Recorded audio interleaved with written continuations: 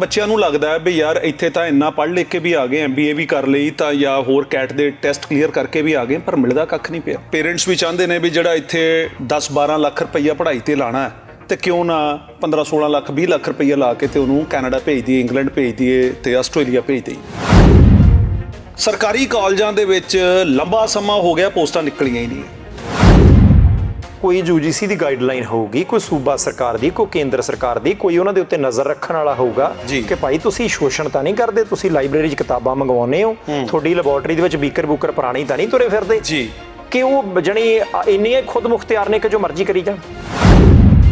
Universities ਨੇ ਆਪਣੀ ਜਿਹੜੀ ਇੱਕ ਜ਼ਿੰਮੇਵਾਰੀ ਸੀ ਉਹ ਪੂਰੀ ਤਰ੍ਹਾਂ ਨਾਲ ਨਹੀਂ ਨਿਭਾਈ ਪਿਛਲੇ 1.5 ਦਹਾਕੇ ਤੋਂ। ਸਮਾਜ ਸੇਵਾ ਤੋਂ ਇਹ ਆਪਣੀ ਸਵੈਮ ਸੇਵਾ ਵੱਲ ਨੂੰ ਆ ਗਏ। ਠੀਕ ਹੈ ਜੀ। ਇਹਨਾਂ ਨੂੰ ਲੱਗਿਆ ਵੀ ਯਾਰ ਇਹਦੇ ਚੋਂ ਖੱਟਿਆ ਕੀ ਜਾ ਸਕਦਾ, ਵੱਟ ਲਈਏ ਕੁਛ ਨਾ ਵੱਟ ਲਈਏ ਇਹਦੇ ਚੋਂ ਕੁਛ ਨਾ ਕੁਛ। ਤੁਸੀਂ ਕਦੇ RTI ਪਾਤੀ, ਕਦੇ ਤੁਸੀਂ ਦਰੀ ਵਿਛਾ ਕੇ ਬੈਠਿਆਂ ਦੀਆਂ ਤੁਹਾਡੀਆਂ ਖਬਰਾਂ ਆਉਂਦੀਆਂ ਆ, ਤੁਸੀਂ ਮੈਨੇਜਮੈਂਟਾਂ ਦੇ ਮੁੱਦੇ ਦੇ ਉੱਤੇ ਸਟੇਟਮੈਂਟਾਂ ਦਿੰਦੇ ਹੋ। ਜਾਣੀ ਗੱਲ ਕੀ ਆ, ਮੌਜ ਕਰੋ ਕਈ ਸਾਹਿਬ, ਰੌਲਾ ਕਾਹਦਾ, ਇੱਥੇ ਸਾਰੇ ਮੌਜ ਹੀ ਕਰਦੇ ਆ। ਅੱਜ MA ਕਰ ਰਹੇ ਹੋ ਤੇ ਕਾਲਜਾਂ 'ਚ ਇੱਕ ਵੀ ਪੱਕਾ ਪ੍ਰੋਫੈਸਰ ਹੈ ਨਹੀਂ। ਬਹੁਤ ਸਾਰੇ ਥਾਵਾਂ ਤੇ, ਬਹੁਤ ਸਾਰੇ ਥਾਵਾਂ ਤੇ। ਕਈਆਂ ਨੇ ਤਾਂ ਕਾਲਜਾਂ 'ਚ ਪ੍ਰਾਪਰਟੀ ਡੀਲਰ ਬਣੇ ਹੋਏ ਨੇ ਕਿ ਮੈਨੇਜਮੈਂਟਾਂ ਨੇ ਬੈਂਕ ਦੇ ਕੋਲੋਂ ਆਪਣੀਆਂ ਲਿਮਿਟਸ ਬਣਾਈਆਂ ਹੋਈਆਂ, ਆਪਣੇ ਇਹਨਾਂ ਦੇ ਜੋ ਵੀ ਇਹਨਾਂ ਦੇ ਧੰਦੇ ਚੱਲਦੇ ਪਏ ਨੇ ਉਹਦੀਆਂ ਲਿਮਟਾਂ ਬਣਾਈਆਂ ਹੋਈਆਂ, ਉਹਦੇ 'ਚੋਂ ਪੈਸਾ ਜਿਹੜਾ ਉਹ ਖਾ ਰਹੇ ਨੇ। ਪੰਜਾਬ ਦੇ ਵਿੱਚ ਮਜ਼ਦੂਰ ਦੀ ਗੱਲ ਹੋਵੇ ਕਿਸਾਨ ਨਾਲ ਖੜ ਜਾਂਦਾ, ਕਿਸਾਨ ਦੀ ਗੱਲ ਹੋਵੇ ਮਜ਼ਦੂਰ ਨਾਲ ਖੜ ਜਾਂਦਾ ਜੀ। ਪਰ ਕਈ ਵਾਰੀ ਜਿਹੜੇ ਕੱਚੇ ਅਧਿਆਪਕ ਨੇ ਜਾਂ ਬਹੁਤੀਆਂ ਘੱਟ ਤਨਖਾਹਾਂ ਵਾਲੇ ਆ, ਉਹ ਥੋੜੇ ਜਿਹੇ ਹੁੰਦੇ ਆ, ਉਹ ਸੜਕ ਦੇ ਉੱਤੇ ਖੜੇ ਹੁੰਦੇ ਆ, ਪੱਕੇ ਨਾਲ ਨਹੀਂ ਆਉਂਦੇ, ਪੱਖਿਆਂ ਦਾ ਕੋਈ ਮਸਲਾ ਹੋਵੇ ਤਾਂ ਕੱਚੇ ਨਾਲ ਨਹੀਂ ਆਉਂਦੇ। ਯਾਨੀ ਕੀ ਇਹ ਸਮੱਸਿਆ ਕਿਤੇ ਨਾ ਕਿਤੇ ਹੈਗੀ ਹੈ ਕਿ ਜੁੜ ਕੇ ਨਹੀਂ ਚੱਲ ਸਕੇ ਜਾਂ ਹੈ ਨਹੀਂ? ਬਹੁਤ ਸਾਰੇ ਕਾਲਜਾਂ ਨੇ ਉੱਚ ਸਿੱਖਿਆ ਦਾ ਜਿਹੜਾ ਇੱਕ ਖੇਤਰ ਹੈਗਾ ਉਹਨੂੰ ਬਦਨਾਮ ਕਰ ਦਿੱਤਾ, ਇਸ ਕਰਕੇ ਕਿ ਉਹ ਪੈਸਾ ਕਮਾਉਣ ਪਿੱਛੇ ਪੈ ਗਏ ਨੇ। ਹੁਣ ਧਰਨਾ ਇਹ ਨਹੀਂ ਹੈ ਜਿਹੜਾ ਅੱਗੇ 2 ਪੀਰੀਅਡ ਧਰਨੇ ਤੇ ਬਹਿ ਗਏ ਜੀ, 1.5 ਘੰਟਾ ਬਹਿ ਗਏ ਜੀ ਧਰਨੇ ਤੇ ਜਾਂ ਫਿਰ ਅਸੀਂ ਕਾਲੇ ਬਿੱਲੇ ਲਾ ਲਏ ਤੇ ਜਾਂ ਫਿਰ ਅਸੀਂ ਆਪਣੇ 9 ਤੋਂ 5 ਵਜੇ ਤੱਕ ਦਾ ਧਰਨਾ ਲਾ ਲਿਆ ਜੀ। ਉਹਨਾਂ ਦਾ ਹੁਣ ਉਹ ਲੈਵਲ ਨਹੀਂ ਹੋਣਾ। ਹੁਣ ਧਰਨਾ ਤੁਹਾਨੂੰ ਦਿਨ ਰਾਤ ਸੜਕਾਂ ਤੇ ਬਹਿਣਾ ਪਏਗਾ, ਸਰਕਾਰਾਂ ਦੇ ਖਿਲਾਫ ਲੌਜੀਕਲ ਲੜਾਈ ਲੜਨੀ ਪਏਗੀ।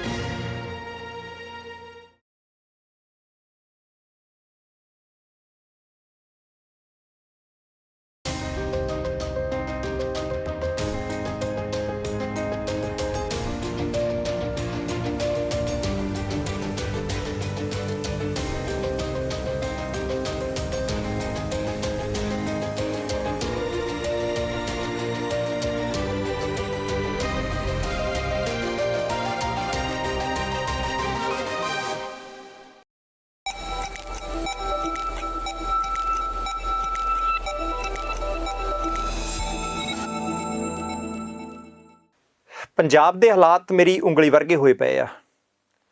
ਪੰਜਾਬ ਦੇ ਹਾਲਾਤ ਇਸ ਕਰਕੇ ਉਂਗਲੀ ਵਰਗੇ ਹੋਏ ਪਏ ਕਿ ਜਿਹੜੀਆਂ ਚੀਜ਼ਾਂ ਫਿਰ ਥੋੜ੍ਹੀਆਂ ਜਿਹੀਆਂ ਸਿੱਧੀਆਂ ਕਰਨ ਵਾਲੀਆਂ ਹੁੰਦੀਆਂ, ਉਹਨਾਂ ਨੂੰ ਮਾੜੀ ਮੋਟੀ ਸਪੋਰਟ, ਕੋਈ ਮਦਦ ਦੇਣੀ ਪੈਂਦੀ ਹੈ, ਕਿਸੇ ਮਾਹਿਰ, ਕਿਸੇ ਐਕਸਪਰਟ ਤੋਂ ਰਾਏ ਲੈਣੀ ਪੈਂਦੀ ਹੈ ਕਿ ਭਾਈ ਇਹ ਮੈਨੂੰ ਠੀਕ ਨਹੀਂ ਜਾਪਦਾ, ਇਹਦੇ ਵਿੱਚ ਥੋੜ੍ਹੀ ਜਿਹੀ ਦਰੁਸਤੀ ਕਰੀਏ। ਤੇ ਪੰਜਾਬ ਦੇ ਵਿੱਚ ਖੇਤੀਬਾੜੀ ਹੈ, ਥੋੜ੍ਹਾ ਜਿਹਾ ਆਪਣਾ ਕਾਰੋਬਾਰ ਹੈਗਾ ਫੈਕਟਰੀਆਂ ਵਾਲਾ, ਤੇ ਉਹ ਭਾਵੇਂ ਖੇਤੀਬਾੜੀ ਆ, ਅੱਗੇ ਹੁੰਦਾ ਸੀ ਸਮਾਂ ਕਿ ਭਾਈ ਕਈ ਲੈ ਕੇ ਕੰਮ ਕਰਨਾ ਜਾਂ ਹੱਥਾਂ ਦੇ ਨਾਲ ਕੰਮ ਕਰਨਾ ਜਾਂ ਬਲਦਾਂ ਦੇ ਮਗਰ ਤੁਰੇ ਫਿਰਨਾ। ਹੁਣ ਤਾਂ ਭਾਈ ਇੱਕ ਸਵਿੱਚ ਲੱਗਾ, ਉਹਨੂੰ ਜਾ ਕੇ ਦੱਬ ਦੇਈਦਾ ਤੇ ਫਿਰ ਭਾਵੇਂ 1 ਮਹੀਨਾ ਮੋਟਰ ਆਪੇ ਚੱਲੀ ਜਾਵੇ, ਆਟੋਮੈਟਿਕ ਚੱਲਦਾ ਕੰਮ। ਟਰੈਕਟਰ ਦੇ ਉੱਤੇ ਬੈਠਣਾ, ਟਰੈਕਟਰ ਭੱਜੇ ਜਾਂਦੇ ਆ। ਹੁਣ ਤਾਂ ਉਹਨਾਂ ਦੇ ਸਟੀਅਰਿੰਗ ਘੁਮਾਉਣ ਦੇ ਉੱਤੇ ਵੀ ਬਹੁਤਾ ਜ਼ੋਰ ਨਹੀਂ ਲੱਗਦਾ। ਜਦੋਂ ਤਕਨੀਕ ਇੰਨੀ ਜ਼ਿਆਦਾ ਆ ਜਾਵੇ, ਜਦੋਂ ਸਰੀਰਕ ਤੌਰ ਦੇ ਉੱਤੇ ਮੁਸ਼ੱਕਤ ਦਾ ਕੰਮ ਘੱਟ ਰਹਿ ਜਾਵੇ, ਤਾਂ ਉਦੋਂ ਫਿਰ ਇਹਦੀ ਲੋੜ ਹੁੰਦੀ ਹੈ ਕਿ ਦਿਮਾਗ ਦੀ ਵਰਤੋਂ ਵੱਧ ਕੀਤੀ ਜਾਵੇ।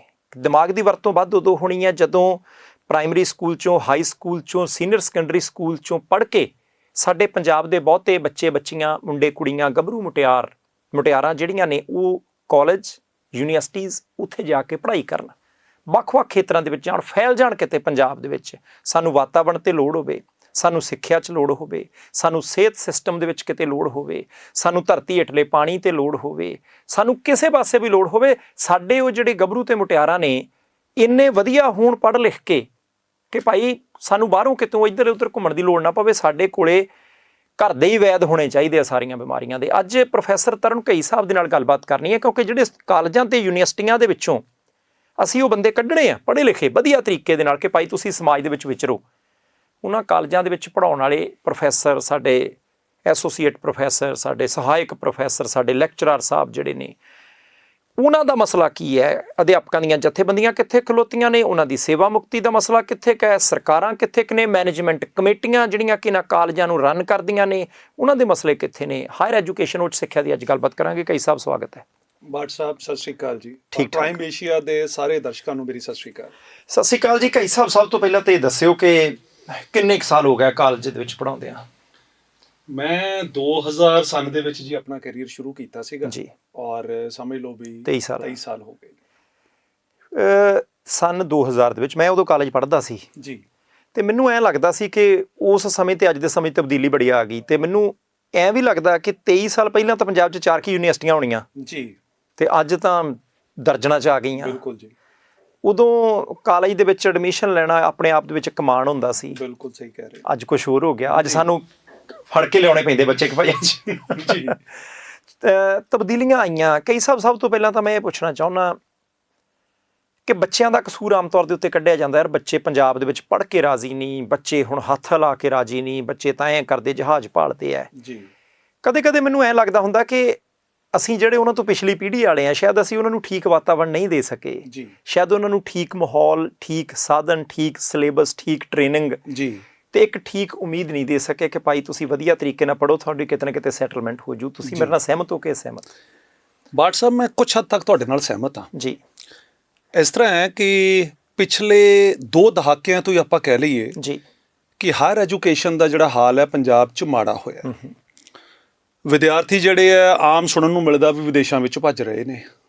ਪੇਰੈਂਟਸ ਵੀ ਚਾਹੁੰਦੇ ਨੇ ਵੀ ਜਿਹੜਾ ਇੱਥੇ 10-12 ਲੱਖ ਰੁਪਈਆ ਪੜ੍ਹਾਈ ਤੇ ਲਾਣਾ ਹੈ ਤੇ ਕਿਉਂ ਨਾ 15-16 ਲੱਖ 20 ਲੱਖ ਰੁਪਈਆ ਲਾ ਕੇ ਤੇ ਉਹਨੂੰ ਕੈਨੇਡਾ ਭੇਜ ਦਈਏ, ਇੰਗਲੈਂਡ ਭੇਜ ਦਈਏ ਤੇ ਆਸਟ੍ਰੇਲੀਆ ਭੇਜ ਦਈਏ। ਜੀ। ਸਟੂਡੈਂਟਸ ਨਾਲ, ਕਿਉਂਕਿ ਅਸੀਂ ਸਟੂਡੈਂਟਸ ਦੇ ਵਿੱਚ ਰਹੀਦਾ ਤੇ ਸਟੂਡੈਂਟਸ ਦੇ ਨਾਲ ਜਦੋਂ ਗੱਲਬਾਤ ਹੁੰਦੀ ਹੈ ਤੇ ਸੱਚ ਮੰਨਿਓ ਉਹਨਾਂ ਨੂੰ ਇਹ ਲੱਗਦਾ ਹੈ ਕਿ ਇੱਥੇ ਓਪਰਚੁਨਿਟੀਜ਼ ਹੈ ਨਹੀਂ ਗੀਆਂ ਸਾਡੇ ਕੋਲ, ਬੇਆਸੇ ਨੇ। ਮੈਂ ਤੁਸੀਂ ਸਾਡੇ ਕਾਲਜਾਂ ਦੀ ਗੱਲ ਆਸਾ ਇਹ ਛੱਡ ਦਈਏ, ਇੰਜੀਨੀਅਰਿੰਗ ਸਟੂਡੈਂਟਸ ਦੀ ਪਹਿਲਾਂ ਗੱਲ ਕਰ ਲਈਏ ਜੀ, ਤਾਂ ਮੈਡੀਕਲ ਫੀਲਡ ਦੇ ਜਿਹੜੇ ਸਟੂਡੈਂਟਸ ਸੀ ਉਹਨਾਂ ਦੀ ਗੱਲ ਕਰ ਲਈਏ ਤਾਂ ਇੰਜੀਨੀਅਰਿੰਗ ਜਿਹੜੇ ਕਾਲਜਸ ਦੇ ਵਿੱਚੋਂ ਸਟੂਡੈਂਟਸ ਨਿਕਲਦੇ ਆ ਪੰਜਾਬ ਦੇ ਵਿੱਚ ਤਾਂ ਉਹਨਾਂ ਨੂੰ ਰੋਜ਼ਗਾਰ 'ਚ ਕੋਈ 15,000 ਮਿਲਦਾ ਜਾਂ 20,000 ਮਿਲਦਾ, ਇੰਨੇ ਨਾਲ ਗੁਜ਼ਾਰਾ ਨਹੀਂ ਹੁੰਦਾ ਅੱਜ ਦੇ ਟਾਈਮ ਦੇ ਵਿੱਚ। ਉਹਨਾਂ ਨੂੰ ਜਾਂ ਜਾਣਾ ਪੈਂਦਾ, ਗੁੜਗਾਉਂ ਜਾਣਾ ਪੈਂਦਾ, ਜਾਂ ਫਿਰ ਉਹ ਬੈਂਗਲੌਰ ਜਾਂਦੇ ਨੇ ਤੇ ਜਾਂ ਫਿਰ ਕਿਤੇ ਹੋਰ ਉਹਨਾਂ ਨੂੰ ਨਿਕਲਣਾ ਪੈਂਦਾ। ਇੱਥੇ ਪੰਜਾਬ 'ਚ ਤਾਂ ਉਹਨਾਂ ਨੂੰ ਇੰਡਸਟਰੀ ਹੈ ਨਹੀਂ ਤੇ ਕੁਝ ਨਹੀਂ ਮਿਲਦਾ ਪਿਆ। ਤਾਂ ਇਸ ਕਰਕੇ ਅੱਛਾ ਜਿੱਥੇ ਹੁਣ ਬੈਂਗਲੌਰ ਜਾਂਦੇ ਨੇ ਜਾਂ ਗੁੜਗਾਉਂ ਜਾਂਦੇ ਨੇ ਤਾਂ ਉੱਥੇ ਵੀ ਤੁਹਾਨੂੰ ਪਤਾ ਹੈ ਜੇ 50-60 ਹਜ਼ਾਰ ਰੁਪਈਆ ਮਿਲਦਾ ਹੈ ਤੇ 30-35 ਹਜ਼ਾਰ ਰੁਪਏ ਤੇ ਘਰ ਮਿਲਦਾ ਪਿਆ। ਤਾਂ ਇਸ ਕਰਕੇ ਬੱਚਿਆਂ ਨੂੰ ਲੱਗਦਾ ਹੈ ਵੀ ਯਾਰ ਇੱਥੇ ਤਾਂ ਇੰਨਾ ਪੜ੍ਹ ਲਿਖ ਕੇ ਵੀ ਆ ਗਏ, MBA ਵੀ ਕਰ ਲਈ ਤਾਂ ਜਾਂ ਹੋਰ ਕੈਟ ਦੇ ਟੈਸਟ ਕਲੀਅਰ ਕਰਕੇ ਵੀ ਆ ਗਏ, ਪਰ ਮਿਲਦਾ ਕੱਖ ਨਹੀਂ ਪਿਆ। ਉਹ ਤੋਂ ਵੀ ਮਾੜਾ ਹਾਲ ਸਾਡੇ ਕਾਲਜਾਂ ਦਾ।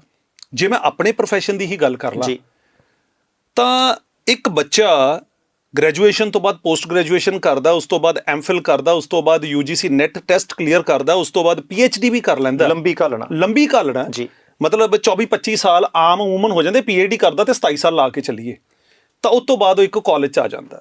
ਸਰਕਾਰੀ ਕਾਲਜਾਂ ਦੇ ਵਿੱਚ ਲੰਬਾ ਸਮਾਂ ਹੋ ਗਿਆ, ਪੋਸਟਾਂ ਨਿਕਲੀਆਂ ਹੀ ਨਹੀਂ ਹੈ।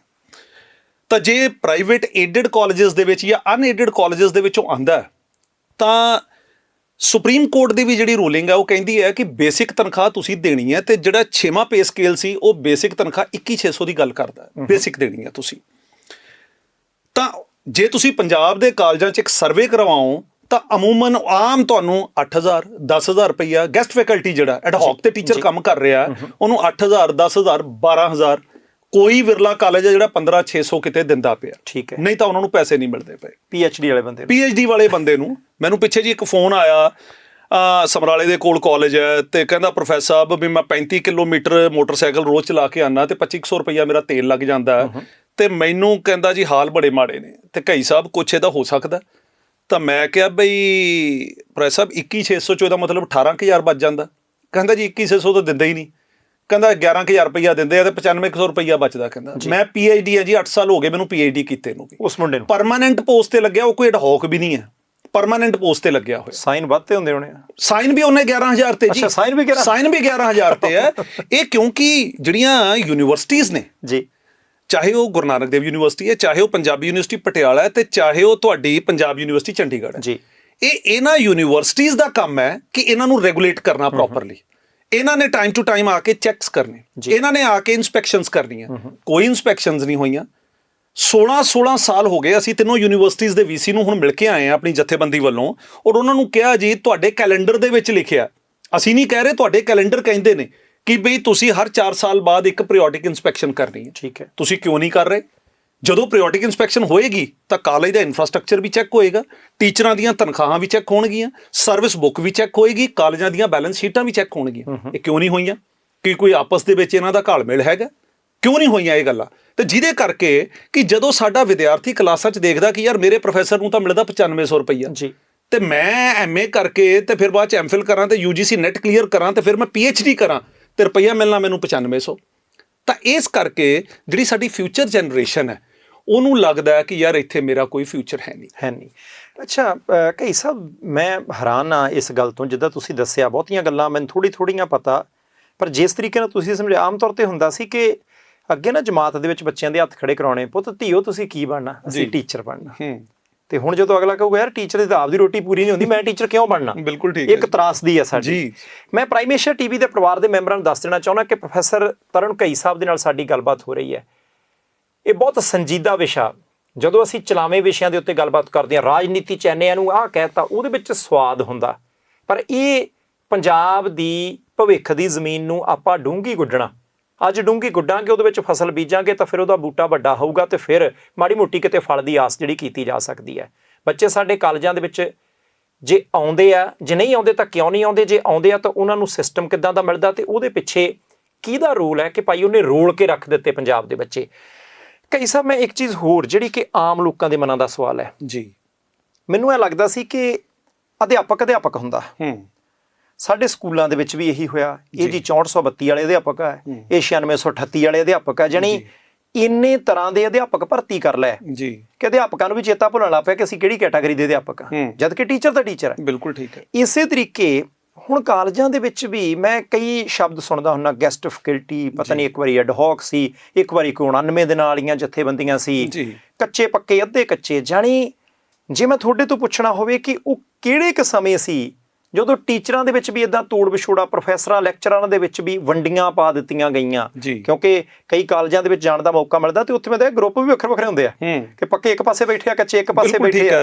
ਜਾਣੀ ਜਿੱਥੇ ਤਾਂ ਡਿਸਕਸ਼ਨ ਇਹ ਹੋਣੀ ਚਾਹੀਦੀ ਕਿ ਅਸੀਂ ਬੱਚਿਆਂ ਨੂੰ ਚੰਗੇ ਤਰੀਕੇ ਕਿਵੇਂ ਪੜ੍ਹਾਈਏ, ਉੱਥੇ ਡਿਸਕਸ਼ਨ ਇਹ ਹੁੰਦੀ ਰਹਿੰਦੀ ਹੈ ਕਿ ਭਾਈ ਘਰ ਦੀ ਰੋਟੀ ਦਾ ਜੁਗਾੜ ਕਿਵੇਂ ਕਰਨਾ। ਉਹ ਕਿਹੜੀਆਂ ਸਰਕਾਰਾਂ ਸੀ, ਕਿਹੜਾ ਸਮਾਂ ਸੀ ਜਦੋਂ ਕਾਲਜ ਜਾਂ ਉੱਚ ਸਿੱਖਿਆ ਨੂੰ ਇੱਧਰਲੇ ਪਾਸੇ ਤੋਰਿਆ ਗਿਆ?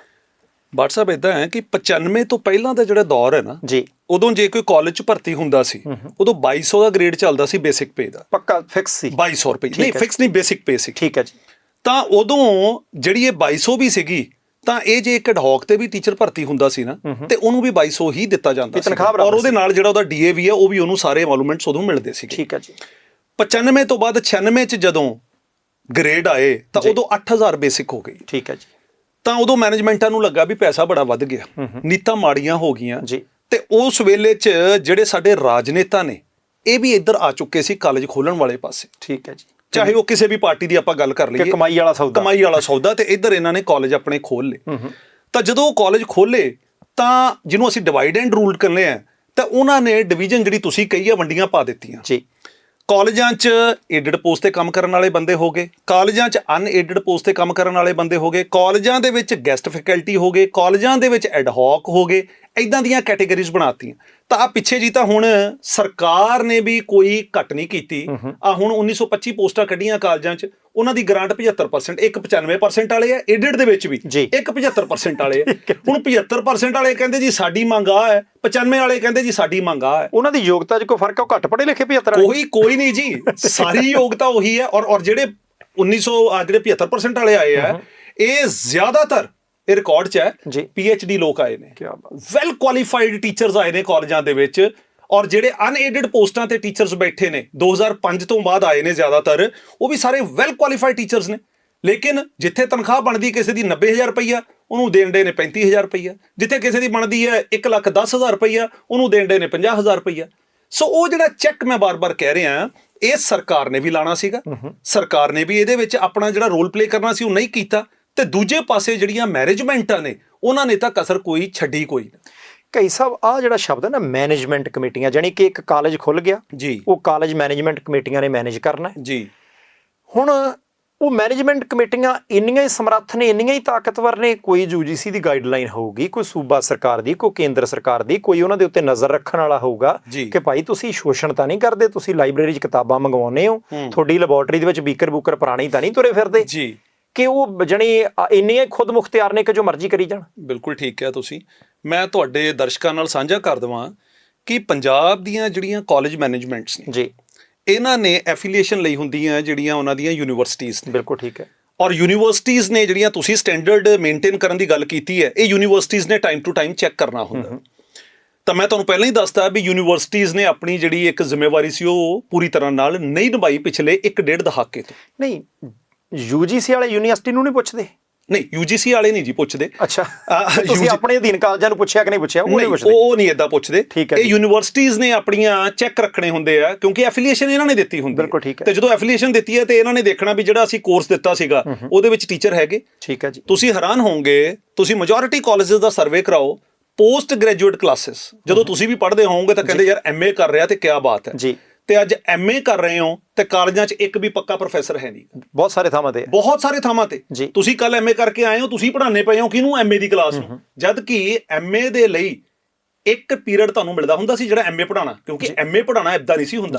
50-55 ਮਿੰਟ ਦੀ ਕਲਾਸ ਹੁੰਦੀ ਸੀਗੀ ਤੇ MA ਦਾ ਟੀਚਰ ਮੰਨਿਆ ਜਾਂਦਾ ਸੀ ਵੀ ਯਾਰ ਇਹ ਪੋਸਟ ਗ੍ਰੈਜੂਏਟ ਕਲਾਸ ਨੂੰ ਪੜ੍ਹਾ ਰਿਹਾ। ਉਹ ਇੱਕ ਡਿਗਰੀ ਹੁੰਦੀ ਸੀ, ਆਪਣੇ ਆਪ ਡਿਗਰੀ ਹੁੰਦੀ ਸੀ। ਤੇ ਅੱਜ ਕੱਲ ਕਾਲਜਾਂ ਦੇ ਵਿੱਚ ਕੱਲ ਬੱਚਾ ਕਰਕੇ ਆਇਆ ਤੇ ਮੈਨੇਜਮੈਂਟ ਉਹਨੂੰ ਕਹਿੰਦੀ ਠੀਕ ਹੈ, ਘੱਟ ਪੈਸਿਆਂ ਵਾਲਾ ਸਾਨੂੰ ਮਿਲਿਆ ਹੋਇਆ ਤੇ ਕਾਕਾ ਤੂੰ ਹੀ ਉੱਥੇ ਜਾ ਕੇ MA ਦੀ ਕਲਾਸ ਨੂੰ ਪੜ੍ਹਾ ਦੇ, ਤੇ ਉਹ ਪੜ੍ਹਾਈ ਜਾਂਦੇ ਪਏ। ਫਰੈਸ਼ ਬੰਦਾ ਹੀ ਲਾ ਦਿੰਦੇ, ਫਰੈਸ਼ ਬੰਦੇ ਹੀ ਲਾ ਦਿੰਦੇ ਨੇ।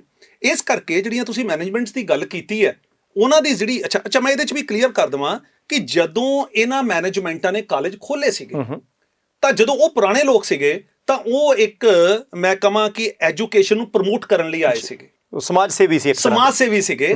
ਐਜੂਕੇਸ਼ਨ ਨੂੰ ਅੱਗੇ ਵਧਾਉਣਾ ਚਾਹੁੰਦੇ ਸੀਗੇ, ਲੋਕਾਂ ਤੱਕ ਲਿਜਾਣਾ ਚਾਹੁੰਦੇ ਸੀਗੇ। ਇਸ ਕਰਕੇ ਪਿੰਡ ਦੇ ਵਿੱਚ ਕਾਲਜ ਖੁੱਲੇ, ਕਸਬਿਆਂ ਦੇ ਵਿੱਚ ਕਾਲਜ ਖੋਲ੍ਹੇ ਗਏ।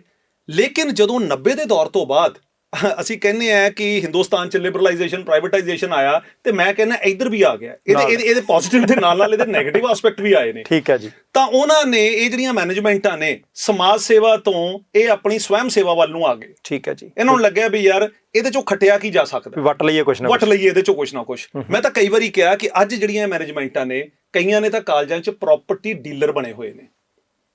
ਮੈਂ ਪ੍ਰਾਪਰਟੀ ਡੀਲਰ ਕਿਉਂ ਕਹਿ ਰਿਹਾ? ਤੁਸੀਂ ਵੱਡਾ ਸ਼ਬਦ ਬੋਲ ਦਿੱਤਾ। ਮੈਂ ਇਸ ਕਰਕੇ ਕਹਿ ਰਿਹਾ ਕਿਉਂਕਿ ਜ਼ਮੀਨਾਂ ਖਰੀਦੀਆਂ ਹੋਈਆਂ ਜਿਹੜੀਆਂ ਸਰਕਾਰ ਤੱਕ ਮੈਂ ਰਿਕਾਰਡ ਦਿੱਤਾ, ਜ਼ਮੀਨਾਂ ਖਰੀਦੀਆਂ ਹੋਈਆਂ ਇਹਨਾਂ ਨੇ, ਵਿਦਿਆਰਥੀਆਂ ਦੇ ਪੈਸੇ, ਫੰਡ ਲੋਕਾਂ ਦੇ, ਤੁਸੀਂ ਉਹਦੀ ਜ਼ਮੀਨ ਖਰੀਦ ਕੇ ਰੱਖੀ ਹੈ।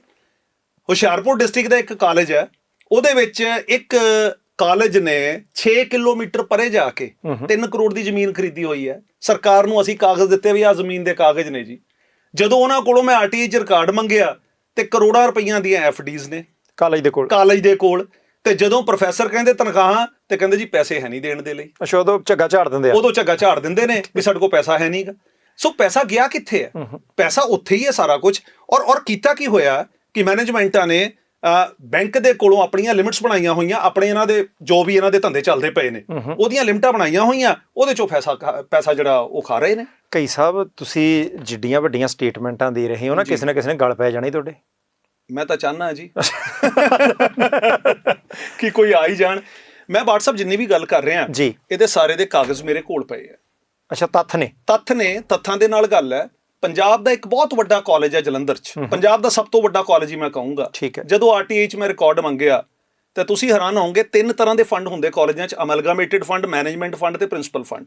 ਅਮਲਗਾਮੇਟਿਡ ਜਿਹਦੇ 'ਚ ਵਿਦਿਆਰਥੀਆਂ ਦਾ ਪੈਸਾ ਹੁੰਦਾ, ਉਹਦੇ 'ਚ ਅਮਾਊਂਟ ਦੱਸ ਰਹੇ ਨੇ ਮੈਨੂੰ 25 ਲੱਖ, ਤੇ ਜਿਹੜਾ ਪ੍ਰਿੰਸੀਪਲ ਫੰਡ ਆ ਉਹਦੇ 'ਚ 9 ਕਰੋੜ, ਤੇ ਜਿਹੜਾ ਮੈਨੇਜਮੈਂਟ ਫੰਡ ਹੈਗਾ ਉਹਦੇ 'ਚ 25 ਕਰੋੜ ਰੁਪਈਆ। ਮੈਨੂੰ ਇਹ ਨਹੀਂ ਸਮਝ ਆਈ ਕਿ ਵਿਦਿਆਰਥੀਆਂ ਵਾਲੇ 'ਚ ਪੈਸਾ ਟ੍ਰਾਂਸਫਰ ਕਰਕੇ ਉਧਰ ਕਿਉਂ ਲੈ ਦਿੱਤਾ ਗਿਆ, ਮੈਨੇਜਮੈਂਟ ਫੰਡ 'ਚ ਕਿਉਂ ਲਿਜਾਇਆ ਗਿਆ ਜੀ? ਇਸ ਕਰਕੇ ਕਿਉਂਕਿ ਉੱਥੇ ਫਿਰ ਆਪਣੀ ਚੌਧਰ ਹੈ, ਜਿੱਧਰ ਮਰਜ਼ੀ ਖਰਚੋ ਆਪਣੇ। ਹੁਸ਼ਿਆਰਪੁਰ ਡਿਸਟ੍ਰਿਕਟ ਦਾ ਇੱਕ ਕਾਲਜ ਹੈ, ਰਿਕਾਰਡ ਹੈ RTI ਦੇ ਵਿੱਚ। ਅਸੀਂ ਪੁੱਛਿਆ ਕਿ ਤੁਸੀਂ ਕੀ ਇੱਕ ਕਾਲਜ ਦਾ ਪੈਸਾ ਕਿਸੇ ਹਸਪਤਾਲ ਨੂੰ ਦੇ ਸਕਦੇ ਹੋ? RTI 'ਚ ਕੁਝ ਪ੍ਰੋਫੈਸਰਾਂ ਨੇ ਪੁੱਛਿਆ ਤੇ ਉਹਨਾਂ ਨੇ ਕਿਹਾ ਜੀ ਅਸੀਂ 18,31,000 ਰੁਪਇਆ, ਸਨ 92-93 ਦੀ ਮੈਂ ਗੱਲ ਕਰ ਰਿਹਾ, ਰਿਕਾਰਡ 'ਚ ਹੈ, 18,31,000 ਰੁਪਇਆ ਹਸਪੀਟਲ ਨੂੰ ਟ੍ਰਾਂਸਫਰ ਕਰ ਦਿੱਤਾ, ਆਪਣਾ ਹੀ ਹਸਪਤਾਲ ਉਹਨੂੰ ਟ੍ਰਾਂਸਫਰ, ਸਰਕਾਰੀ ਹਸਪਤਾਲ ਨੂੰ ਨਹੀਂ, ਨਾ ਜੀ ਨਾ, ਆਪਣਾ ਹੀ ਹਸਪਤਾਲ ਉਹਨੂੰ ਟ੍ਰਾਂਸਫਰ ਕਰ ਦਿੱਤਾ। ਔਰ ਜਦੋਂ ਉਹਨਾਂ ਨੇ ਪੁੱਛਿਆ ਕਿ ਜੀ ਇਹ ਪੈਸਾ 2007 'ਚ RTI ਪਾਈ ਵੀ ਜੀ ਇਹ ਪੈਸਾ ਜਦੋਂ ਵਾਪਸ ਆਇਆ ਕਦੋਂ ਆਇਆ ਤੇ ਇਹ ਪੈਸਾ ਕਿੰਨੇ ਇੰਟਰਸਟ ਦੇ ਨਾਲ ਆਇਆ ਵਾਪਸ, ਤਾਂ ਅੱਗੇ ਕਹਿੰਦੇ ਪੈਸਾ ਜਾਣ ਬਾਰੇ ਤਾਂ ਸਾਨੂੰ ਪਤਾ ਆਰਟੀਏ 'ਚ ਲਿਖਿਆ, ਅੱਛਾ ਜੀ, ਲੇਕਿਨ ਆਉਣ ਬਾਰੇ ਸਾਨੂੰ ਇਹਦਾ ਕੋਈ ਰਿਕਾਰਡ ਹੈ ਨਹੀਂ ਸਾਡੇ ਕੋਲ। ਸੋ ਮਤਲਬ ਇਦਾਂ ਜੇ ਹੁਣ ਮੈਨੇਜਮੈਂਟਾਂ ਕੰਮ ਕਰਨਗੀਆਂ ਤੇ ਦੱਸੋ ਕੀ ਕਰੋਗੇ? ਕਈ ਸਾਹਿਬ ਅਸੀਂ ਚਾਹੁੰਦੇ ਆ ਕਿ ਭਾਈ ਜਿਹੜੇ ਚੰਗੇ ਮੈਨੇਜਮੈਂਟਾਂ 'ਚ ਬੰਦੇ ਆ ਅਸੀਂ ਉਹਨਾਂ ਦਾ ਰਿਗਾਰਡ ਵੀ ਕਰਦੇ ਆ। ਬਿਲਕੁਲ ਕਰਦੇ ਆ ਜੀ, ਵਧੀਆ ਬੰਦੇ ਵੀ ਹੁੰਦੇ ਆ, ਕਈ ਵਾਰ ਉਹਨਾਂ ਦੀ ਸੁਣੀ ਨਹੀਂ ਜਾਂਦੀ ਹੁੰਦੀ, ਬਿਲਕੁਲ ਠੀਕ, ਜਿਹੜਾ ਬੰਦਾ ਰੌਲਾ ਪਾਉਂਦਾ ਜੀ। ਦੂਸਰੀ ਗੱਲ ਕਿ ਤੁਸੀਂ ਕਾਲਜ ਪੜ੍ਹਾਉਂਦੇ ਹੋ, ਆਰਾਮ ਨਾਲ ਵਧੀਆ ਕੱਪੜੇ ਪ੍ਰੈਸ ਕਰਕੇ ਜਾਇਆ ਕਰੋ, ਆਣ ਪ੍ਰਸ਼ਾਦਾ ਛਕ ਕੇ ਗਏ, ਘਰੇ ਟਾਈਮ ਨਾਲ ਆਏ, ਪ੍ਰਸ਼ਾਦਾ ਛਕਿਆ, ਆਰਾਮ ਨਾਲ ਟੀਵੀ ਦੇਖ ਕੇ ਸੌਂ ਗਏ।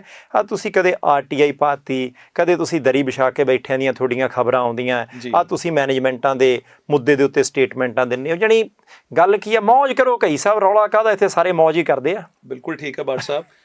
ਬਾਟ ਸਾਹਿਬ ਗੱਲ ਇੱਦਾਂ ਹੈ, ਸਾਨੂੰ ਇਹ ਲੱਗਦਾ ਹੈ ਜੀ ਕਿ ਜਦੋਂ ਇਸ ਪ੍ਰੋਫੈਸ਼ਨ 'ਚ ਆਏ ਹੈ, ਠੀਕ ਹੈ, ਤੇ ਸਾਡਾ ਫਰਜ਼ ਵੀ ਬਣਦਾ ਹੈ ਕਿ ਅਸੀਂ ਜਿਹੜਾ ਇੱਥੇ ਤੱਕ ਪਹੁੰਚੇ ਹਾਂ, ਹੁਣ ਤੱਕ ਜਿੰਨੀਆਂ ਵੀ ਤਨਖਾਹਾਂ ਲਈਆਂ ਜੀ, ਸਾਡੇ ਪਿਛਲੇ ਪ੍ਰੋਫੈਸਰਾਂ ਨੇ ਸੰਘਰਸ਼ ਕੀਤੇ, ਸੰਘਰਸ਼ ਕਰਕੇ ਸਾਨੂੰ ਇੱਥੇ ਤੱਕ ਪਹੁੰਚਾਇਆ। ਠੀਕ ਹੈ। ਤੇ ਜੇ ਅਸੀਂ ਅੱਜ ਸੰਘਰਸ਼ ਨਾ ਕੀਤਾ ਤੇ ਸਾਡੀਆਂ ਆਉਣ ਵਾਲੀਆਂ ਪੀੜ੍ਹੀਆਂ ਸਾਨੂੰ ਮਾਫ ਨਹੀਂ ਕਰਨਗੀਆਂ। ਬਿਲਕੁਲ ਠੀਕ ਹੈ। ਉਹ ਸਾਡੇ ਤੋਂ ਸਵਾਲ ਕਰਨਗੀਆਂ ਕਿ ਦੱਸੋ ਬਈ ਤੁਹਾਡਾ ਫਰਜ਼ ਨਹੀਂ ਸੀ ਬਣਦਾ ਜਦੋਂ ਇਹ ਜ਼ਮੀਨਾਂ ਖਰੀਦੀਆਂ ਜਾ ਰਹੀਆਂ ਸੀਗੀਆਂ ਤੇ ਜਦੋਂ ਵਿਦਿਆਰਥੀਆਂ ਦੇ ਪੈਸਾ ਵਿਦਿਆਰਥੀਆਂ ਤੇ ਨਹੀਂ ਲੱਗ ਕੇ ਹਸਪਤਾਲਾਂ 'ਚ ਟਰਾਂਸਫਰ ਹੋ ਰਿਹਾ ਸੀਗਾ ਤੇ ਤੁਸੀਂ ਕਿੱਥੇ ਸੀਗੇ ਉਦੋਂ?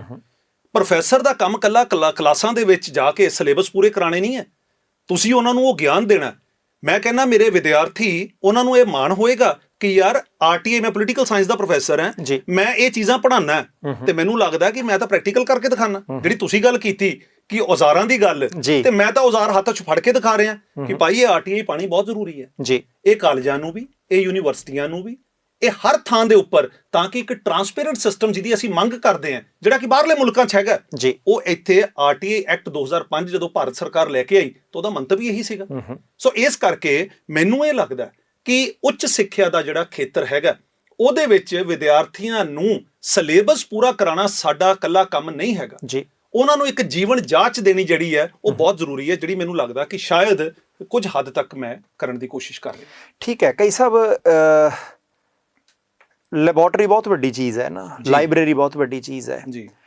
ਜਿਨ੍ਹਾਂ ਦੀ ਤੁਸੀਂ ਗੱਲ ਕੀਤੀ ਹੈ ਕਿ ਭਾਈ ਉਹ ਜ਼ਮੀਨਾਂ ਖਰੀਦ ਲੈਂਦੇ, ਹਸਪਤਾਲਾਂ ਨੂੰ ਪੈਸੇ ਟਰਾਂਸਫਰ ਕਰ ਲੈਂਦੇ, ਉਹ ਜਿਹੜੀਆਂ ਮੈਨੇਜਮੈਂਟ ਕਮੇਟੀਆਂ ਨੇ, ਕੀ ਉਹਨਾਂ ਦਾ ਧਿਆਨ ਇਧਰਲੇ ਪਾਸੇ ਹੁੰਦਾ ਸਭ ਤੋਂ ਪਹਿਲਾਂ ਕਿ ਭਾਈ ਲਾਇਬ੍ਰੇਰੀ ਦੇ ਵਿੱਚ ਨਵੀਆਂ ਕਿਤਾਬਾਂ ਹੋਣੀਆਂ ਚਾਹੀਦੀਆਂ, ਉੱਥੇ ਬੈਠਣ ਦਾ ਬੱਚਿਆਂ ਦੇ ਪ੍ਰਬੰਧ ਹੋਣਾ ਚਾਹੀਦਾ, ਬੱਚਿਆਂ ਦੀ ਗਿਣਤੀ ਵੱਧ ਜਾਂ ਘੱਟ ਰਹੀ ਉਹਦੇ ਅਕੋਰਡਿੰਗ ਹੋਣਾ ਚਾਹੀਦਾ, ਲੈਬੋਰਟਰੀ ਦੇ ਵਿੱਚ ਨਵੀਆਂ ਚੀਜ਼ਾਂ ਜਿਹੜੀਆਂ ਜਿਹਦੇ ਨਾਲ ਕਿ ਬੱਚੇ ਅਪਡੇਟ ਰਹਿਣ। ਬਿਲਕੁਲ ਠੀਕ ਹੈ। ਉਹ ਫਿਰ ਇਹ ਸਾਰਾ ਕੁਝ ਪਹਿਲਾਂ ਮੁਕੰਮਲ ਕਰ ਲੈਂਦੇ ਹੋਣੇ ਆ, ਬੱਚਿਆਂ ਦੇ ਲਈ ਸਾਰੀ ਫੈਸਿਲਿਟੀ ਹੋਣੀ ਹੈ, ਸਪੋਰਟਸ ਦਾ ਸਾਰਾ ਕੁਝ ਪ੍ਰਬੰਧ ਹੋਣਾ ਹੈ, ਜਾਣੀ ਕੋਈ ਬੱਚਿਆਂ ਲਈ ਘਾਟ ਨਹੀਂ ਹੋਣੀ। ਫਿਰ ਜੇ 4 ਪੈਸੇ ਵੱਜਦੇ ਉਧਰ ਲਾ ਵੀ ਦਿੱਤੇ ਤਾਂ ਕੀ ਹੋਇਆ ਕਿ ਕੁਝ ਹੋਰ ਹੁੰਦਾ ਹੈ। WhatsApp ਇਦਾਂ ਹੈ ਕਿ ਜਿਹੜੀ ਜਦੋਂ ਇਨਸਪੈਕਸ਼ਨ ਹੋਣੀਆਂ ਹੁੰਦੀਆਂ ਨਾ ਕਾਲਜਾਂ 'ਚ, ਤੁਸੀਂ ਕਿਹਾ ਲਾਇਬ੍ਰੇਰੀ 'ਚ ਕਿਤਾਬਾਂ ਹੈਗੀਆਂ, ਲੈਬ ਦੇ ਵਿੱਚ ਕੰਪਿਊਟਰ ਹੈਗੇ ਆ, ਤਾਂ ਉਦੋਂ ਇਹ ਸਾਰਾ ਕੁਝ ਤਾਮਝਾਮ ਕਰਕੇ ਪੂਰਾ ਕਰ ਲਿਆ ਜਾਂਦਾ। ਉਧਾਰੀਆਂ ਵੀ ਲੈ ਲੈਂਦੇ ਨੇ। ਹੁਣ ਤੁਸੀਂ ਗੱਲ ਕਹਿ ਹੀ ਦਿੱਤੀ ਹੋ ਤਾਂ ਮੈਂ ਤੁਹਾਨੂੰ ਇੱਕ ਗੱਲ ਸੁਣਾਉਣਾ। ਕਿਸੇ ਕਾਲਜ ਦੇ ਵਿੱਚ ਜੀ ਮੈਂ ਵੀ ਉੱਥੇ ਹੀ ਸੀਗਾ ਤੇ ਇੱਕ ਯੂਨੀਵਰਸਿਟੀ ਦੀ ਟੀਮ ਆਈ, ਤਾਂ ਟੀਮ ਆਈ ਤੇ ਉਹ ਕਹਿੰਦੇ ਜੀ ਲਾਇਬ੍ਰੇਰੀ 'ਚ ਅੱਜ ਕੱਲ੍ਹ ਕੰਪਿਊਟਰ ਵਗੈਰਾ ਹੋਣੇ ਚਾਹੀਦੇ ਆ ਕਿ ਕਿਸੇ ਵਿਦਿਆਰਥੀ ਨੇ ਚੈੱਕ ਕਰਨਾ, ਕੋਈ ਕਿਤਾਬ ਪੜ੍ਹਨੀ ਹੈ, ਹਨਾ, ਕੈਟਾਲੌਗ ਉੱਥੇ ਹੀ ਹੋਵੇ ਜੀ। ਤਾਂ ਉਹਨਾਂ ਨੇ ਵੀ ਸਾਰਾ ਅਰੇਂਜਮੈਂਟ ਕਰ ਲਿਆ। ਤਾਂ ਜਦੋਂ ਪ੍ਰੋਫੈਸਰ ਆਏ, ਹੁਣ ਯੂਨੀਵਰਸਿਟੀ ਦੇ ਸੀਗੇ ਤੇ ਉਹ ਵੀ ਧੁਰੰਧਰ ਪ੍ਰੋਫੈਸਰ ਸੀਗੇ, ਉਹ ਕਹਿੰਦੇ ਅੱਛਾ ਬਈ ਲਾਇਬ੍ਰੇਰੀ ਚਲੇ ਗਏ ਤੇ ਕਹਿੰਦੇ ਮੈਂ ਵੀ ਜਰਾ ਚੈੱਕ ਕਰਨਾ ਤੇ ਮੈਂ ਵੀ ਦੇਖ ਲਵਾਂ ਕੈਟਾਲੌਗ ਕਿੱਥੇ ਹੈ। ਤੇ ਉਹਨਾਂ ਨੇ ਤਾਰ ਲਾਈ ਕੰਪਿਊਟਰ ਦੀ। ਅੱਛਾ ਜੀ। ਤੇ ਉਹ ਤਾਰ ਇੱਥੋਂ ਤਾਂ ਲੱਗੀ ਲੇਕਿਨ ਥੱਲੇ ਲੱਗੀ ਕੋਈ ਨਹੀਂ, ਕਿਉਂਕਿ ਉਹ ਕੰਪਿਊਟਰ ਚੱਲਦਾ ਹੀ ਨਹੀਂ ਹੈ। ਉਹ ਰੱਖਿਆ ਹੀ ਸੀਗਾ ਉੱਥੇ ਵੀ ਹਾਂਜੀ ਵੀ ਆਹ ਦੇਖ ਲਈਏ ਕੁਛ। ਸੋ ਉਹ ਕਹਿੰਦੇ ਵੀ ਠੀਕ ਹੈ, ਉਹ ਸਮਝ ਗਏ, ਕਹਿੰਦੇ ਵੀ ਇਦਾਂ ਹੀ ਹੈ। ਸੋ ਜਿਹੜੀ ਤੁਸੀਂ ਗੱਲ ਕੀਤੀ ਹੈ ਕਿ ਲਾਇਬ੍ਰੇਰੀ ਦੇ ਵਿੱਚ ਕਿਤਾਬਾਂ, ਕੰਪਿਊਟਰ ਲੈਬਸ ਦੇ ਵਿੱਚ ਜਿਹੜੇ ਹੈਗੇ ਕੰਪਿਊਟਰ, ਠੀਕ ਹੈ, ਔਰ ਬਾਕੀ ਚੀਜ਼ਾਂ, ਮੈਂ ਫਿਰ ਕਹਿ ਰਿਹਾ ਬਹੁਤ ਸਾਰੇ ਕਾਲਜਾਂ ਨੇ ਕੀਤਾ ਵੀ ਹੈ, ਜਿਹੜੀ ਤੁਸੀਂ ਵੀ ਗੱਲ ਕਹੀ ਹੈ, ਠੀਕ ਹੈ ਨਾ, ਉਹ ਕਾਲਜ ਚੱਲ ਵੀ ਰਹੇ ਨੇ ਔਰ ਵਿਦਿਆਰਥੀ ਅੱਜ ਵੀ ਉਹਨਾਂ ਕਾਲਜਾਂ 'ਚ ਐਡਮਿਸ਼ਨ ਲੈਣਾ ਮਾਣ ਸਮਝਦੇ ਨੇ। ਬਿਲਕੁਲ ਠੀਕ ਹੈ। ਲੇਕਿਨ ਬਹੁਤ ਸਾਰੇ ਕਾਲਜ, ਮੈਂ ਜ਼ਿਆਦਾਤਰ ਦੀ ਗੱਲ ਕਰਨ ਜਾ ਰਿਹਾ ਕਿ ਬਹੁਤ ਸਾਰੇ ਕਾਲਜਾਂ ਨੇ ਉੱਚ ਸਿੱਖਿਆ ਦਾ ਜਿਹੜਾ ਇੱਕ ਖੇਤਰ ਹੈਗਾ ਉਹਨੂੰ ਬਦਨਾਮ ਕਰ ਦਿੱਤਾ, ਇਸ ਕਰਕੇ ਕਿ ਉਹ ਪੈਸਾ ਕਮਾਉਣ ਪਿੱਛੇ ਪੈ ਗਏ ਨੇ, ਜਦ ਕਿ ਉਹ ਇੱਕ ਜਿਹੜੀ ਉੱਚ ਸਿੱਖਿਆ ਦਾ ਖੇਤਰ ਹੈ, ਸੇਵਾ ਦਾ ਖੇਤਰ ਹੈ, ਉਹਦੇ ਤੋਂ ਇਹ ਪਰੇ ਹਟ ਗਏ। ਅੱਛਾ ਕਈ ਸਾਹਿਬ, ਪਿੱਛੇ ਨਾ ਇੱਕ ਰਿਪੋਰਟ ਆਈ ਸੀ, ਮੈਂ ਹੈਰਾਨ ਹੁੰਨਾ, ਜਦੋਂ ਮੈਂ ਪੜ੍ਹਦਾ ਸੀ ਨਾ ਤਾਂ ਉਦੋਂ ਇੱਕ ਵਾਰੀ ਨੈਕ ਦੀ ਟੀਮ ਆਈ ਜੀ। ਉਦੋਂ ਸਾਡੀਆਂ ਬਾਹਰ ਰਸਲਾਂ ਕਰਾਈਆਂ ਕਿ ਇਦਾਂ ਉਹਨਾਂ ਦੇ ਸਾਹਮਣੇ ਇਦਾਂ ਆਪਾਂ ਵੇਵ ਕਰਨਾ, ਸਾਰਾ ਕੁਝ ਰੰਗ ਰੁੰਗ ਹੋਇਆ ਕਾਲਜ ਨੂੰ ਨਵਾਂ। ਤਾਂ ਪਿੱਛੇ ਰਿਪੋਰਟ ਆਈ, ਮੈਂ ਹੈਰਾਨ ਹੋ ਗਿਆ। ਉਹ ਕਹਿੰਦੇ ਜੀ ਬਹੁਤ ਸਾਰੇ ਕਾਲਜ ਜਿਹੜੇ ਆ ਤੇ ਕਈ ਯੂਨੀਵਰਸਿਟੀਆਂ ਵੀ ਆ, ਉੱਥੇ ਨੈਕ ਦੀ ਟੀਮ ਹੀ ਨਹੀਂ ਕਦੇ ਆਈ। ਜਾਣੀ ਐਂ ਕਿਵੇਂ ਹੋ ਸਕਦਾ? ਆਪਾਂ ਬਰਸਾਤਾਂ ਤੋਂ ਪਹਿਲਾਂ ਘਰ ਦੀ ਛੱਤ ਵੀ ਚੈੱਕ ਕਰਦੇ ਆ, ਕਿਤੇ ਕੀੜੀਆਂ ਨੇ ਕੋਈ ਛੇਕ ਛੂਕ ਤਾਂ ਨਹੀਂ ਕੀਤਾ, ਕੋਈ ਮੁਰੀ ਤਾਂ ਨਹੀਂ ਕੀਤੀ। ਆਪਾਂ ਕੱਪੜਾ ਵੀ ਪਾਉਣਾ ਹੁੰਦਾ ਤੇ ਝਾੜ ਕੇ ਪਹਿਲਾਂ ਦੇਖਦੇ ਤੁੰਬ ਤੰਬ ਤਾਂ ਨਹੀਂ ਕੋਈ ਲੱਗੀ।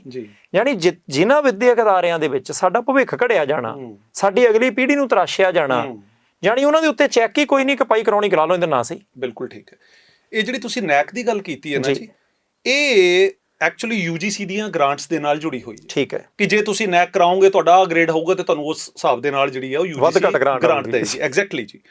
ਹੁਣ ਬਹੁਤ ਸਾਰੇ ਕਾਲਜਸ ਨੇ, ਕਿਉਂਕਿ ਜਦੋਂ ਨੈਕ ਨੇ ਆਣਾ ਤਾਂ ਉਹਨੇ ਤੁਹਾਡਾ ਰਿਕਾਰਡ ਚੈੱਕ ਕਰਨਾ, ਤਾਂ ਕਈ ਕਾਲਜਾਂ ਨੂੰ ਇਦਾਂ ਲੱਗਦਾ ਹੈ ਕਿ ਜਿਹੜੀਆਂ ਇਹ ਚੋਰ ਮੋਰੀਆਂ ਨੇ ਸਾਡੀਆਂ, ਉਹ ਫੜੀਆਂ ਜਾਣਗੀਆਂ। ਠੀਕ ਹੈ, ਅਸੀਂ ਕਈ ਤਰ੍ਹਾਂ ਦੀਆਂ ਬੈਲੈਂਸ ਸ਼ੀਟਾਂ ਬਣਾਈਆਂ ਹੋਈਆਂ ਨੇ, ਅਸੀਂ ਟੀਚਰਾਂ ਨੂੰ ਤਨਖਾਹ ਨਹੀਂ ਦੇ ਰਹੇ ਹਾਂ, ਅਸੀਂ ਵਿਦਿਆਰਥੀਆਂ ਦੇ ਫੰਡਾਂ ਨੂੰ ਇੱਧਰ ਉੱਧਰ ਲਾਇਆ ਹੋਇਆ, ਤੇ ਜਦੋਂ ਨੈਕ ਨੇ ਉਹ ਚੈੱਕ ਕਰਨਾ ਤੇ ਕੀ ਹੈ, ਸਾਨੂੰ ਗ੍ਰਾਂਟ ਹੀ ਮਿਲਣੀ ਹੈ ਨਾ ਮਿਲੇ।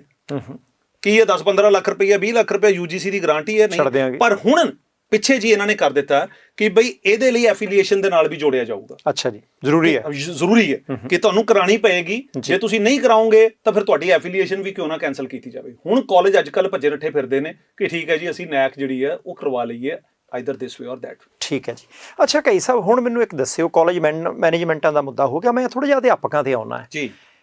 ਕਿਉਂਕਿ ਦੇਖੋ, ਲੈ ਦੇ ਕੇ ਕਾਲਜ ਦੇ ਵਿੱਚ ਬਿਲਡਿੰਗ ਵਧੀਆ, ਲੈਬੋਰਟਰੀ ਵਧੀਆ, ਲਾਇਬ੍ਰੇਰੀ ਵਧੀਆ ਜੀ, ਮੁੱਦਾ ਤਾਂ ਬੰਦੇ ਨਾਲ। ਜੇ ਬੰਦਾ ਪੜ੍ਹਾਉਣ ਵਾਲਾ ਚੰਗਾ ਨਾ, ਜੀ, ਜੇ ਉਹ ਬੱਚਿਆਂ ਦੀ ਮਾਨਸਿਕਤਾ ਸਮਝਦਾ, ਕੋਈ ਛੇਤੀ ਸਿੱਖਣ ਵਾਲਾ, ਕੋਈ ਹੌਲੀ ਸਿੱਖਣ ਵਾਲਾ, ਕਿਸੇ ਦੀ ਜਿਗਿਆਸਾ, ਬੱਚੇ ਨੂੰ ਅਧਿਆਪਕ ਨੇ ਦੇਖ ਕੇ ਦੇਖ ਵੀ ਲੈਣਾ ਹੁੰਦਾ ਕਿ ਇਹਦੀ ਰੁਚੀ ਹੈਗੀ ਆ, ਇਹਨੂੰ ਮੈਂ 2-4 ਲਾਇਬ੍ਰੇਰੀ 'ਚ ਕਿਤਾਬਾਂ ਸੁਜੈਸਟ ਕਰਦੇ ਹਾਂ, ਇਹ ਬੱਚਾ ਥੋੜ੍ਹਾ ਜਿਹਾ ਹੌਲੀ ਸਿੱਖਦਾ, ਇਹਨੂੰ ਕੋਈ ਗੱਲ ਨਹੀਂ, ਚਾਹ ਪੀਂਦਿਆਂ ਕੰਟੀਨ 'ਚ ਲੱਗ ਕੇ ਧੀਏ ਪੁੱਤ ਕਹਿ ਕੇ ਬਿਠਾ ਲਾਂ, ਕਿ ਜੇ ਕੋਈ ਪੁੱਛਣ ਵਾਲਾ ਤਾਂ ਪੁੱਛ ਲਾ, ਇਹੀ ਗੱਲਾਂ ਹੁੰਦੀਆਂ। ਬਿਲਕੁਲ ਠੀਕ ਹੈ ਜੀ।